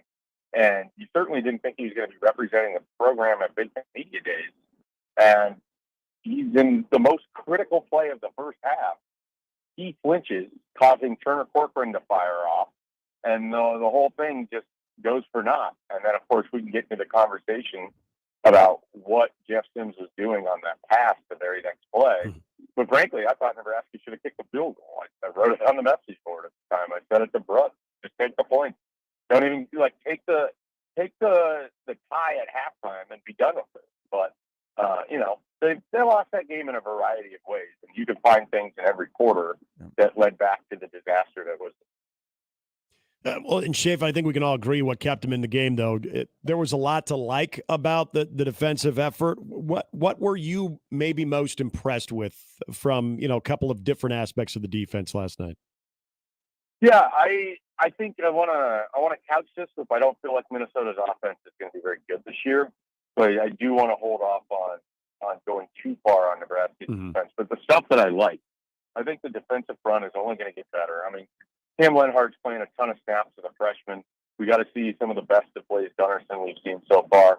Dash Hutmacher was terrific. So I feel good about where that defensive line group is headed. I thought the defensive back showed up after some early struggles, maybe some communication issues. They certainly play a soft coverage, which I never liked, especially when you have these teams in the Big Ten West that are more than happy to take the 6 yards that you're going to give them. But they continue to get better throughout the game in terms of coverage. The linebackers, you saw a little bit more in terms of TFLs than what we've seen in previous years. So overall, I mean, they took the run away from Minnesota pretty quickly. Like the Gophers gave up on their running game early into the second half. And I thought that was a pretty strong sign for what Tony White was able to at least put on film in this first week. So what I like about that defense is I feel like there's a lot of pieces that had a nice start that I think are going to be a lot better by the time we get into October and November, and they're going to be deeper too. I mean, it's sort of the reverse of how you feel about the offense. Like there's going to be a lot of guys that you're going to want to see on the field on defense. You only get to have 11 players. Hey, so you brought up the team that Nebraska played, and that's a 7-win team. I mean, look at their win total was 7, and they look it and they feel it. But I get what you're saying, because I said the same thing and I'm getting the same pushback. Well, it's Minnesota. I think Nebraska defensively was playing against Nebraska defensively last night. And so that's why I feel, okay, 2.2 yards per carry, I'm good with that, because we've seen so many times where even against bad teams, the Nebraska defense doesn't show up. So that gives me hope moving forward, because I don't think Tony White was super daring. There's another part of the phases of football last night. Were you surprised at all that the special teams were as efficient as they were for the first game out of the box with a brand new coordinator, and they had a lot of new faces that were out there either catching, kicking, or blocking? No, I'm not surprised at all. And apologies to Bill Bush, who inherited it at the end. I mean, they came in and they aggressively attacked special teams. I mean, I felt like it was going to be a strong point for Nebraska. I mean, and you think about it, like they put guys in positions to be successful. I mean, Billy Kemp didn't do much as a wide receiver, but I think you could tell he could be a pretty helpful punt returner for you. Yep. We already knew that Brian Buccini could be an excellent punter, and he showed it on that very first punt that helped flip the field in such a critical way in the first quarter that kind of took some wind out of the sails. I know Minnesota went and got points, but he helped make that a more difficult endeavor, and I think that's really valuable. And then you look at, Tristan Alvano made his one field goal attempt, and that's exactly what you wanted from him. He made his extra point. And then Ramir Johnson, Matt Rule stood up and he said something that I found to be sort of dumb by saying we're not going to fair catch in situations where it doesn't go in the end zone, because I think starting at the 17-yard line is an idiotic move when you can start at the 25. And yet what happened? Ramir Johnson took it out to the 35, and that's where Nebraska scored their lone touchdown on a short field. Like in a team that is going to be bad offensively pretty much the rest of the year. They'll improve, but they're not going to be good. They're going to need every short field that they can get. And so looking back on it, without saying it this way, I suspect that part of it for Matt Rule is it's a worthwhile gamble that offense might stall out, whether it starts at the 25 or the 17. But if Ramir Johnson can give you what he did, every so often throughout the year, it makes their life that much easier. And so I'm not surprised, because they had a veteran coach in charge of the special teams, and they immediately made it a point of emphasis. And you have guys playing there that put a lot of value and pride into how they play, and I think that's a really important thing. I think sometimes in the Frost era, the special teams were regarded as like, okay, these are the guys who aren't our starters, so they're going to go out and make plays, and this is where they're going to earn their stripes. You have Nash Hutmacher as part of your punt protection. I mean, you have guys that, Billy Kemp is your de facto number one wide receiver, is your punt returner. Ramir Johnson's your third down back, and he's your kick returner. Like they're not wasting these players. They're getting the most out of these special teams, because I think they think that it's a phase they have to win if they're going to be successful. When you have to put the depth chart together to hand out to the media on Monday, who's at running back? Who's number one running back? Probably still Gabe Ervin. I don't know. I don't know how many years in a row we're going to watch just a running back picture that doesn't make any sense. We're going to watch running back usage that doesn't make any sense. As a lot of it stems from the fact that the quarterback has to be, has to play hero ball, because he can't just line up and run the football. I thought the offensive line did okay at times. My favorite play that Nebraska, I think, could get a lot of mileage out of with guys like Gabe Ervin and Anthony Grant is that stretch play to the sidelines that allows for those cutback lanes for the running backs. I mean, I felt like there was some really good success happening there on some of those plays. And your offensive line doesn't have to be great. They just got to get guys moving in one direction and then let the running back pick the spot. So that's certainly a spot that I think is going to be really valuable, for Nebraska moving forward with the running backs. But as to what the picture looks like, it seems like it should be Gabe Ervin. And the sad thing for Anthony Grant, I mean, he breaks the tackle gets moving forward, it looks like it's going to be this 15-yard run, and that's when he fumbles. If he just goes down on the first tackle, you pick up 4 yards, the clock's still moving, and it's second down. Like, it's just it's one of those things that you're damned if you do, you're damned if you don't. And of course, it's the guy that Matt Rule had talked about had the fumble. Yeah. And so that's just it felt foreshadowed in a lot of ways. Hey, and Wally knew that too, the way he went after the ball. Yeah, that looked like Handley will appreciate this. That looked like Peanut Tillman. It did. It was a peanut punch. Peanut punch. Yeah. You're right. That a boy, Shafe. That a boy. All right, I appreciate it. Enjoy an open weekend of football. Good stuff by you and the crew last night. All right. Well, we're just driving by the Matt Campbell, Ames, Iowa. So we're on our way back. We'll be back in Nebraska. Okay. Wow. All right. A party van. Thank you. All right, guys. Have a good one. Bye. See, we missed an opportunity there. We should have just passed the phone around. Yeah. Run some BC. No, Bruns. I Yeah, thought he was chime going in. to get a BC. gambling reference in there for I something. don't know if Anyway. BC went with the cherry nibs again for the road trip, which is a We can all-time ask him this favorite. on Tuesday. All right. Verz joins us next. I'm sure he's got a thought or two. It's coming up on 1620 The Zone. Gary Sharp, Nick Handley, and Jimmy Chavez. Mornings with Sharp and Handley. Weekdays 6 to 10. On 1620 The Zone and 1620thezone.com.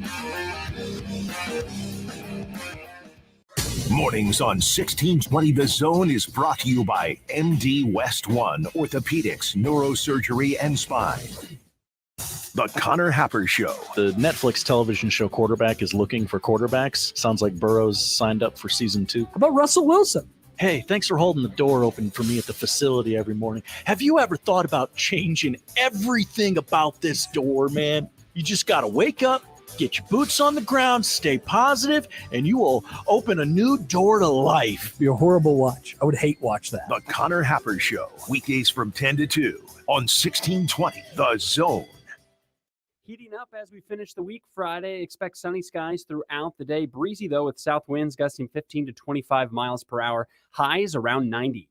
I'm meteorologist Sean Everson from KETV Newswatch 7. The Zone Hotline is powered by 42 Degrees. The Source. By your mom's house. Email us on the Equitable inbox with whatever is on your mind. The Zone inbox is brought to you by Equitable Bank. We take banking personally. You can hit me up, agree, disagree, tell me your thoughts on life at Handley at 1620thezone.com. We want to hear from you on the Equitable Bank Zone inbox. Cashback is not available on gas in New Jersey and Wisconsin. Susan, I'm sorry I'm late. Traffic is terrible. It sure is. But on top of that, gas prices have been skyrocketing. I can't believe how expensive gas has gotten recently. Prices at the pump are up, but I never pay full price for gas anymore. I just use the free Upside app that pays you cash back for every gallon of gas you buy. Wait a minute. Are you saying you actually get paid cash when you buy gas with the Upside app? Yes, I get real cash back every time I buy gas. Does that actually add up to anything? I've made around $200. Wow, that's serious extra cash. I'm downloading the free Upside app now. Download the free Upside app to earn real cash back every time you buy gas.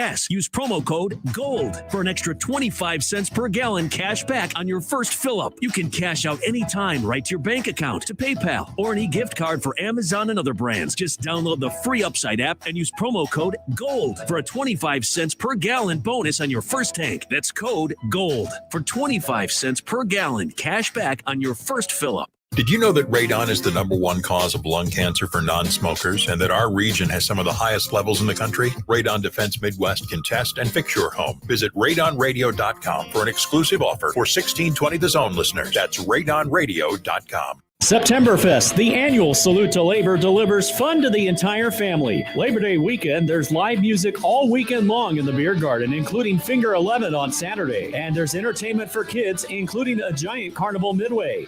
There's also amazing food, plus attractions, including Remember the Fallen Tribute Towers. Proceeds from Septemberfest fund a number of community improvement projects. Septemberfest, September 1st through the 4th. Get details at septemberfestomaha.org. Now back to Mornings with Sharp and Handley on 1620 The Zone.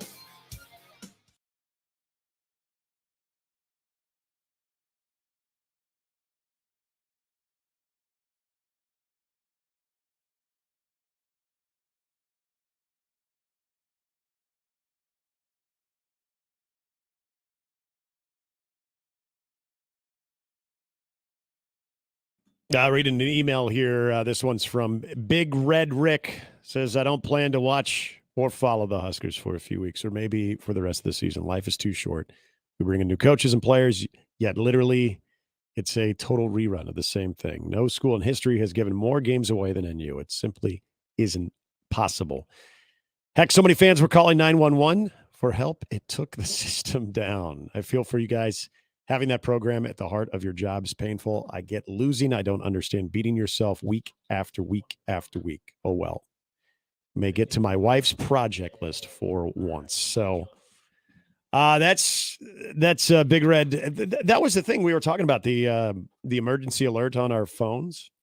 I thought it just had to do with the Douglas County and Sarpy County 911 system going down. But apparently, according to Big Red Rick, it was because people were calling 911 for help because of the frustration of last night's football game. As we say hello to our good friend Matt Verzel joining us here on the 42-degree hotline. Verz, how's it going today? Good. How are you guys? Doing good. I know you have thoughts on last night, and we got some offensive line questions that I want to get to as well. But when you watched last night's game, did anything feel different when you're watching it, especially in that last 5 minutes, thinking, okay, with all of the ugliness and in a first week game, here's Nebraska with a chance still to win this game with the lead 5 minutes to go. Anything feel different? I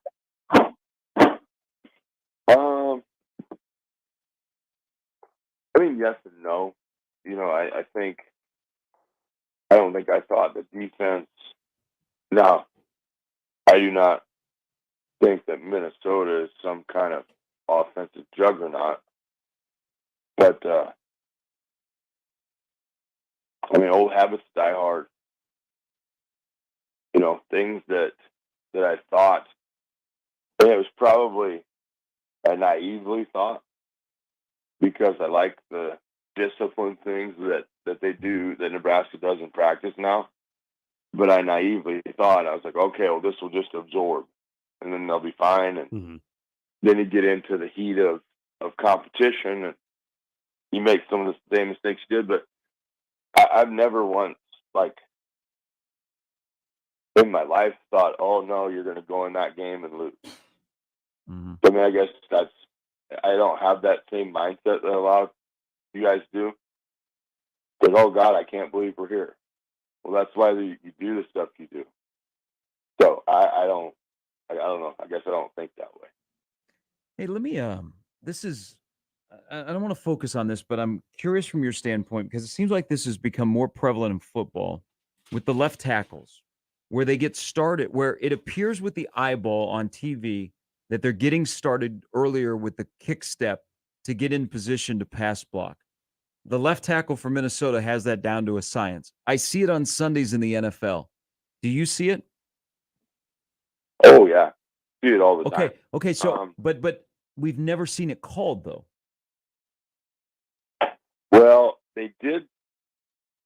The NFL did a big one of those Sunday morning expose things on it.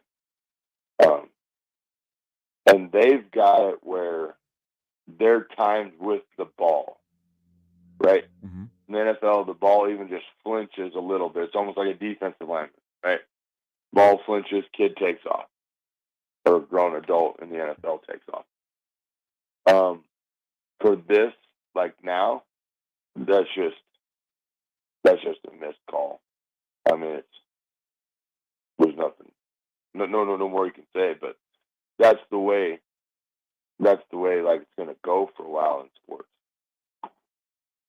Is it being people, parents, coaches, players have run off the top level of officials. We've done this to ourselves. Nobody wants to go get called a whole bunch of names, and then they just made bad calls. I mean, they missed it. So your quality of official is there, but it's just there are different games than we get sometimes at Nebraska. Verz line play, I'm sure you got some thoughts. I want to bring up specific example, and not to completely call him out, but Turner Corcoran, he had a tough one last night. And there was one on a spin move in general where a lot of people were talking about it. And the one thing that I noticed is you've got the defender kind of going off to the edge, and then he makes a spin move to the inside. Corcoran goes with him on the outside, but just cannot recover. And so many times you've talked about footwork, and that was the first thing that stood out on that one, where he could not gather his feet. I mean, is that simply a guy that we're looking at? This is why playing at the tackle position as opposed to the interior, that there's a big reason why. Why are you scared to call him out? Turner Corcoran, yeah. I mean, he had a bad one. I mean, I'll say it. You think he's going to show up at the radio station? Like, we're all sitting there, okay? And now the dynamic has changed in the game. I used to be, kind of protective of him, wouldn't call out a name. I'd try to say a number, a position. Mm-hmm. But you're getting paid now like a pro athlete. So you can get criticized like one night. Don't be. Yeah, that's true. He had a bad day. Yeah. And the more disappointing or disheartening thing about that is that was a guy. It is a guy. Been there a long time. Yeah. And made day one mistakes. Been there a long time and didn't lead the group that was there. Been there a long time and through some I don't know. I was really, really let down by that, and I was really, really pissed by the end. Because I expected him to go in and be a dude. Like, I expected him, okay, he's got to be the anchor. Mm-hmm. And the spin move he gets on, he oversteps. Mm-hmm. He like I've told you guys before, if I'm an offensive lineman and the defensive lineman's on my left side, we'll say, I want to get my left foot no further than the middle of his crotch. That's it. And it's hard to do, I know. He went flying, and the guy spun inside. But it disappoints me a ton because that guy should be leading the charge. Mm-hmm. And yeah, that one got me. That one cut me. I was like, man, this guy can be our first all-conference lineman in a long time. Or at least, high, second team. But the way he went at it, it just was bad. It was a bad day. What do you think a game plan for Colorado would look like right now? Well, they have two of the best corners in the country and a safety that's probably in the top 5. So you best find a way to matriculate the ball down the field running it. Because if you stare at receivers like our QB stares at receivers, it could be a long day. It could be a really long day. It's got to be the big things you need to work on. The linemen have to understand that a double team with your eyes in the proper spot can just be a shield. You don't have to move people crazy far, but you do have to at least, at the very minimum, get a bump on the second level player you're supposed to get to. I thought later in the game they were much better. Earlier in the game, they cost themselves some opportunity for some nice runs just by not being able to get off, get a little bit of movement and then get off on the linebacker, number 6. And I'll give it to Minnesota. I've watched Nebraska practice, and they practice physical. Minnesota, they practice more physicaler because they, Liebentritt got stood up in the hole twice. And that can't happen. And their linebackers are good. and they pop and they hit. And we tried to answer the bell, but there's things in there you can't give away games like that in college football anymore.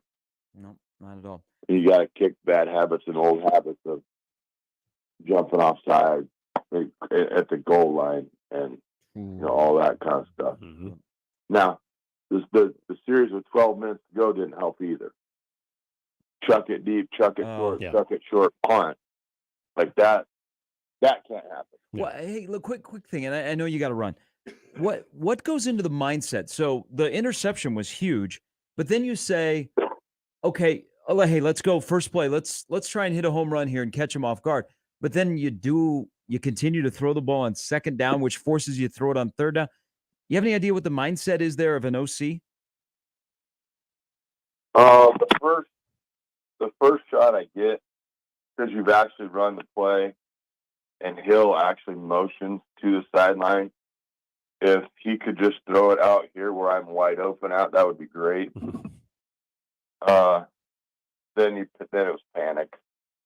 I mean, honestly, it's panic, and you had some creative stuff done, right? Like they were going to run the reverse thing.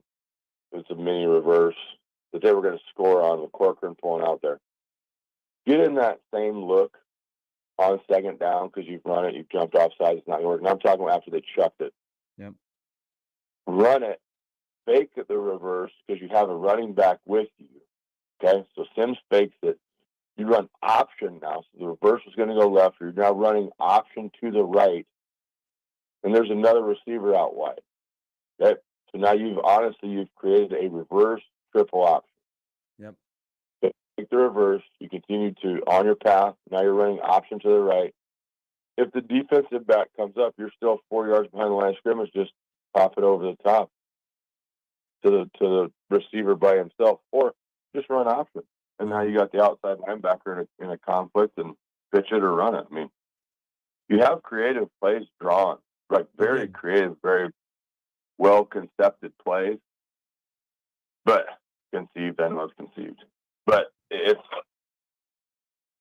just, man, you can't. Time needs to come off of the clock in that situation.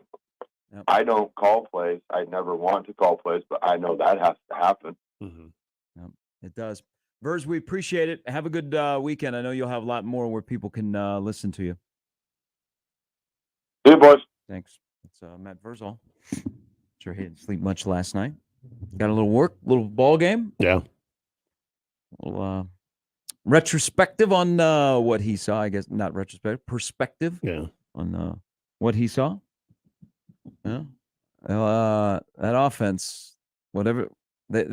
Again, there were designs of plays last night that I really, really liked, and in the Sims quarterback run game, were effective. But they're going to be stressed to figure out what to do in the passing game to get guys open. Because again, I said it earlier. I'm not asking Jeff Sims anymore to try and throw it over the top of a linebacker in front of a deep safety. No, he can't complete that pass, but yet they asked him to throw multiple of those passes. Rolling him out and getting him away from the line of scrimmage or the trenches where you then can maybe navigate the whole field. Yep. Well, that forced him to move off of his post snap read where he locks onto one guy. Right. And you would think it would have to. Because now, I mean, he's got a history at Georgia Tech, but now he's got a history of last night where everybody that's going to put that film in to watch him, Colorado will do it immediately. They'll go, whoever that guy locks onto, he's going there. Yeah. And maybe this is a question, and Sims did speak after the game, and I don't know if he was asked this specifically. Maybe there's the part also of, I don't trust guys. I haven't found my guy yet. I mean, my guy that I'm totally locked into, or it could be I'm totally locked into. That's who I am, and I have not been able to change. Can you help me with that? And that's, right there. And by the way, I don't believe he was specifically asked that question last night. But what I think, if you are to see this offense and get the most out of it. And again, where I want to give this coaching staff at least some benefit of the doubt until we really know, and we need a bigger sample size, is what is that communication like between Satterfield, Matt Rule, and Jeff Sims? And heck, even throwing Garrett McGuire on that when it comes to the receivers of, okay, here's for whatever reason, what I'm locked up doing. And I don't know if I can break this habit. How can we try to maximize still what I can bring when it does come to being a dual threat type of guy? You know, from everything that they saw in fall camp, to think that this has never been a big issue in fall camp is surprising. And if it wasn't, then that's also a bigger issue where, you know, when you have real competition going on and the stakes are higher, and all of a sudden you're reverting back to bad habits, that's even, to me, more concerning. Or I would like to think that Matt Rule as a head coach, when it comes to his philosophy, and this is why we talk about and hear him talk about cross-training a lot of guys, because they just want to get the best guys on the field that are going to give them a chance to win a football game. Then if you feel that Jeff Sims is your best quarterback, you look at what happened last night, you have an honest conversation with Jeff Sims of what he's comfortable in doing. Are you able to still work what's best for him? And I would totally agree with you on that concept of rolling the pocket out, being able to cut the field in half and be able to limit what you're looking at downfield. And then worst case scenario is you're able to use your legs, but you also have the sideline as your friend. Yep. It almost makes too much sense.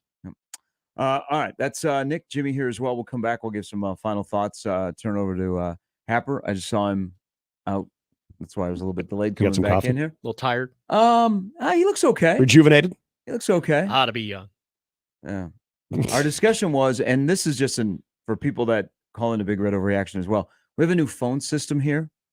Yeah. And so last night, with the volume of calls that show always gets, and certainly last night, which I would have been miserable hosting that, but the drunk people kept me entertained, is our new phone system. You don't get a busy signal.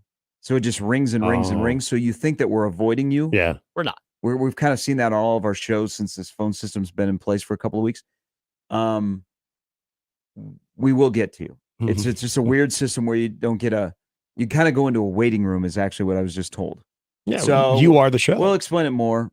Josh and I have big red overreaction for Colorado. That could be interesting. Could be great. Could be greatly bad. You know what? I think it'll be okay. I think so too. I think it'll be okay. How about 9 of the 74 on the travel roster are true freshmen? Yeah. But no Fields or Nation. No, and Fields is one as of late we haven't heard. And, you know, Ethan Nation was talked about a little bit too. And the amount of guys they play defensively, yeah, that's kind of a surprise. All right. Well, back for some final thoughts on a Football Friday Fiesta on 1620 The Zone. Mornings with Sharp and Handley on 1620 The Zone and 1620thezone.com with Gary Sharp and Nick Handley. Omaha's most listened to all sports radio station. Again and again and again. 1620 The Zone. Let It Fly Sports Bar is your elevated sports bar experience. Located in the Capital District in downtown Omaha, experience Let It Fly's unique brand of hospitality with 2 floors, 2 bars, 2 expansive outdoor patios, and an in-house podcast studio with live broadcasts of the Let It Fly show, hosted by me, Michael Severe, and Josh Jones. Host your next watch party, private event, or date night right here at Let It Fly Sports Bar. Now open. Happy birthday to us. That's right. We're turning 50 this year, and we're celebrating with you. Introducing my new birthday cake streusel, topped with vanilla cake and crunchy streusel, a swirl of white icing, and showered with rainbow sprinkles. Paired with our classic combo, the one that started it all, and your favorite one-topping pizza. Happy birthday feast. Enjoy one today. Godfather's Pizza. Do it. Hey everyone, Josh Peterson here for my friends at Kugler Vision. Let us talk about the 3 most surprising things about modern LASIK at Kugler Vision. The first, how fast that LASIK procedure is. With Kugler Vision's leading-edge technology, we're talking just a few minutes per eye. Incredibly speedy. And how about this for number 2? How comfortable. the procedure is. So often from their patients, they hear, wait, that's it? It's over? They make sure that you're relaxed and comfortable, as well as knowing exactly what is happening. And this, for number 3, how quickly you can get back to normal life. Patients typically drive themselves to Kugler Vision the very next day for their follow-up visit. So you're back in action less than 24 hours later. Kugler Vision right now, they have special pre-summer savings on modern LASIK or any of their other advanced vision correction procedures. If you've ever thought about fixing your bad vision, the Kugler Vision eye analysis is your first step. Do so today. Schedule one online at KuglerVision.com. Hi, everybody. Kent Pavelka here to talk about your local concrete experts at Everlevel Concrete Repair. Now, if you have cracked or uneven concrete, Everlevel can do it all with their complete repair solutions. They fix cracks, lift sunken slabs, and protect the surface, all at a fraction of the price compared to replacement. And better yet, they offer long-term transferable warranties. I'm so glad I chose Everlevel for my driveway. Give them a call for your free inspection. That's Everlevel, Everlevel, Everlevel. Try saying that 3 times fast. Shop amazing deals on mattresses during NFM's Labor Day sale. Get up to 55% off suggested retail on qualifying mattresses. Plus, get a free adjustable base and 2 free memory foam pillows with qualifying purchases. Right now, shop deals on Tempur-Pedic. A queen Tempur-Pedic is just $19.99. And ask about 72-month equal payment Tempur-Pedic financing on qualifying purchases. See store for details. Plus, express next day delivery. Only at NFM. Store closed Labor Day. Local metro areas. Minimum monthly payments required. 18% APR. Some exclusions apply. See store for details. Make the right call. John Higgins Weather Guard, the home of the roofery. When it's time to replace or repair storm damage, make the right call. John Higgins Weather Guard, the local, trusted, and proven choice. No one has installed more Da Vinci roofs, and there's a reason why John Higgins Weather Guard is the nation's leader. Community member, community supporter. Make the right call. John Higgins Weather Guard, the home of the roofery. Make the right call. 1620 The Zone. And we're back. Mornings with Sharp and Handley. Here's Gary, Nick, and Jimmy on 1620 The Zone.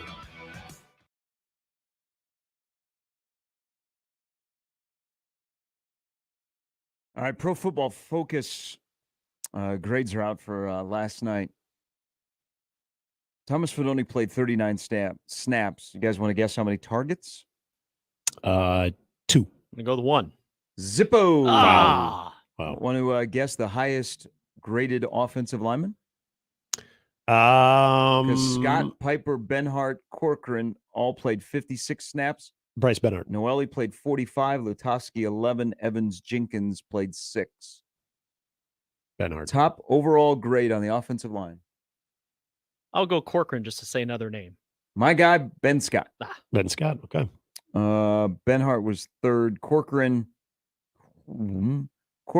was graded out at 42.3. Allowed 3 sacks, 2 quarterback hurries. Swing and a miss by me. Michigan Lance to wrap up the show. Hello. Hey, good morning, boys. Well, good morning to you, Lance.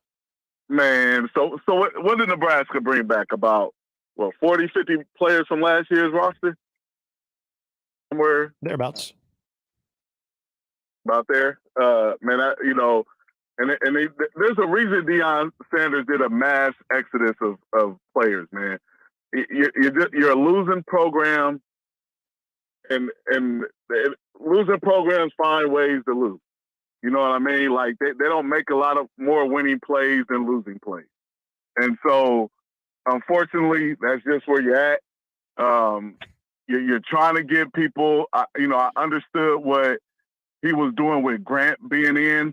From a coaching standpoint, you're trying to give a guy. You're trying to think, okay, other guys need a little bit more space to move. He doesn't need a lot of space, to get whether it's first down yards, make a play, and making a play doesn't always have to be a 50-yard touchdown run. You know what I'm saying? It could just be whether it's a 3-yard first down with nobody's blocking. You know what I mean? Yeah, but he's also a guy that I thought this would start to be a little bit different in year 2. He doesn't always take what is there. He wants to do more. I get that, but there are times as a running back, you know what? It's okay to get 5 someday, and down the road it'll end up 10, 12, 15. Right. I think I'm with you. I think he wants the 10, 12, 15 all the time instead of, hey, there's 4 here, there's 5 here between the tackles, instead of trying to bounce everything and trying to hit your head on the goalpost. I'm with you. I mean, he's a playmaker, man, and you try not to overcoach and take that out of him. But hey, man, he has to get. I think that going down the road, though, you lose more confidence in him. I mean, first game played a lot of guys, see who's out there, but I think that playing a lot of guys will shrink week 2. You know what I mean? You got to go with more people where you feel, all right, I know I can go with this guy, trust this guy, and this is who we're going to run with. So, and I mean, a lot of the things ails from those losses, it doesn't matter who's the coach. I mean, it's just those losing things until you can get that out of them, man, until you can start getting some success, stop doing those losing plays and having more winning plays. And that's why competition and practice and every rep matters. Winning losses, if you got to have a measuring of winning losses in practice to transfer over to the game. It can't just be, hey, we're practicing to get better. We're practicing to win. Every rep, every play, everything. You know what I'm saying? That's what you have to do when you're a losing program. Every day, every second counts as a win and a loss, and that's how you got to approach it. Yeah. Well, what do you think the reaction would have been if Nebraska would have held on to win 10-3 with the way they played? I think you know what? I actually think it would have been similar to where people would have been happy they won, but I think people have been around of losing so much that they understand and see this is not a recipe for success doing those same mistakes. You know what I mean? Like, you take the win and you won't apologize. You can't have a winning season like this. Right. So unfortunately, it just still looks the same. And hopefully next week, I don't. You don't know. Everybody said, "Oh, college." Like no game is a gimme for Nebraska. People need to stop thinking that and saying that. And I don't know how many people. I know some people are, but maybe not everybody. But man, it's like I said, it's every second, every day, every minute, every hour, like of trying to win the days and the competition until it becomes more and when you have more winning plays during games. You understand what I'm saying? Like, so, hey, man, you can't take nobody for granted. You better come to play. I think Colorado's going to come to play TCU. I don't know what's going to happen, but I know they're going to be ready and compete, and I don't think they'll quit. And they might get beat by 30. I don't know, but I bet you it won't look like what it did last year because it's a whole new roster. Those guys weren't there last year. I have no idea what's going to happen. 41 of the 44 on the 2 deep are brand new. Mm-hmm. Right. And sometimes that's a good thing because you know why? It's a losing program. Yeah.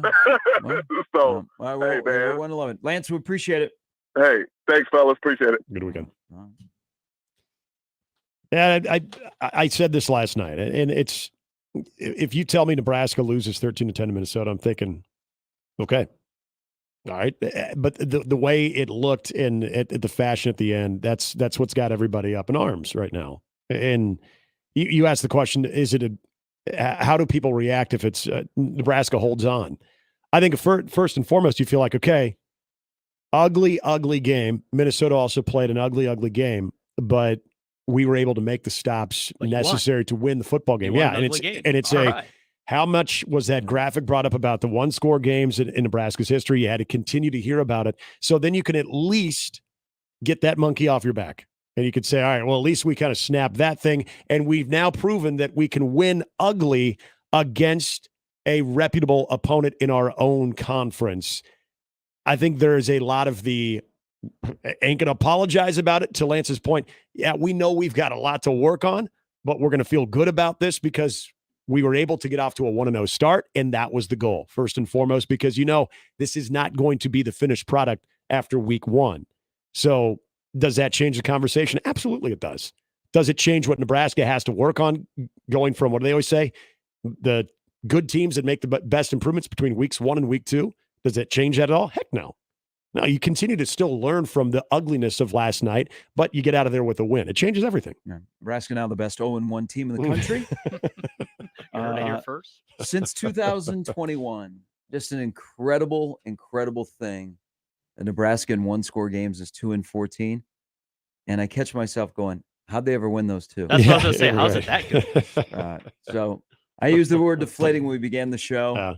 We'll see. Enjoy football this weekend. It's back. It's a full slate of football Friday, Saturday, Sunday, and Monday. We're off on Monday. Have a great holiday weekend, everybody. I know there's a lot of stuff going around here, and all of a sudden it's going to get really, really hot. We'll see you on TV tonight. Gretna and Omaha Central should be a pretty good game downtown. We'll see both of you on Tuesday. Yeah, we'll have a good talk to call. all of you on Tuesday at 6. The extension of Big Red Overreaction continues next. Make memories. Have a great weekend. Be safe, everybody. We'll be back on Tuesday at 6 with another edition of Mornings with Sharp and Handley on 1620 The Zone.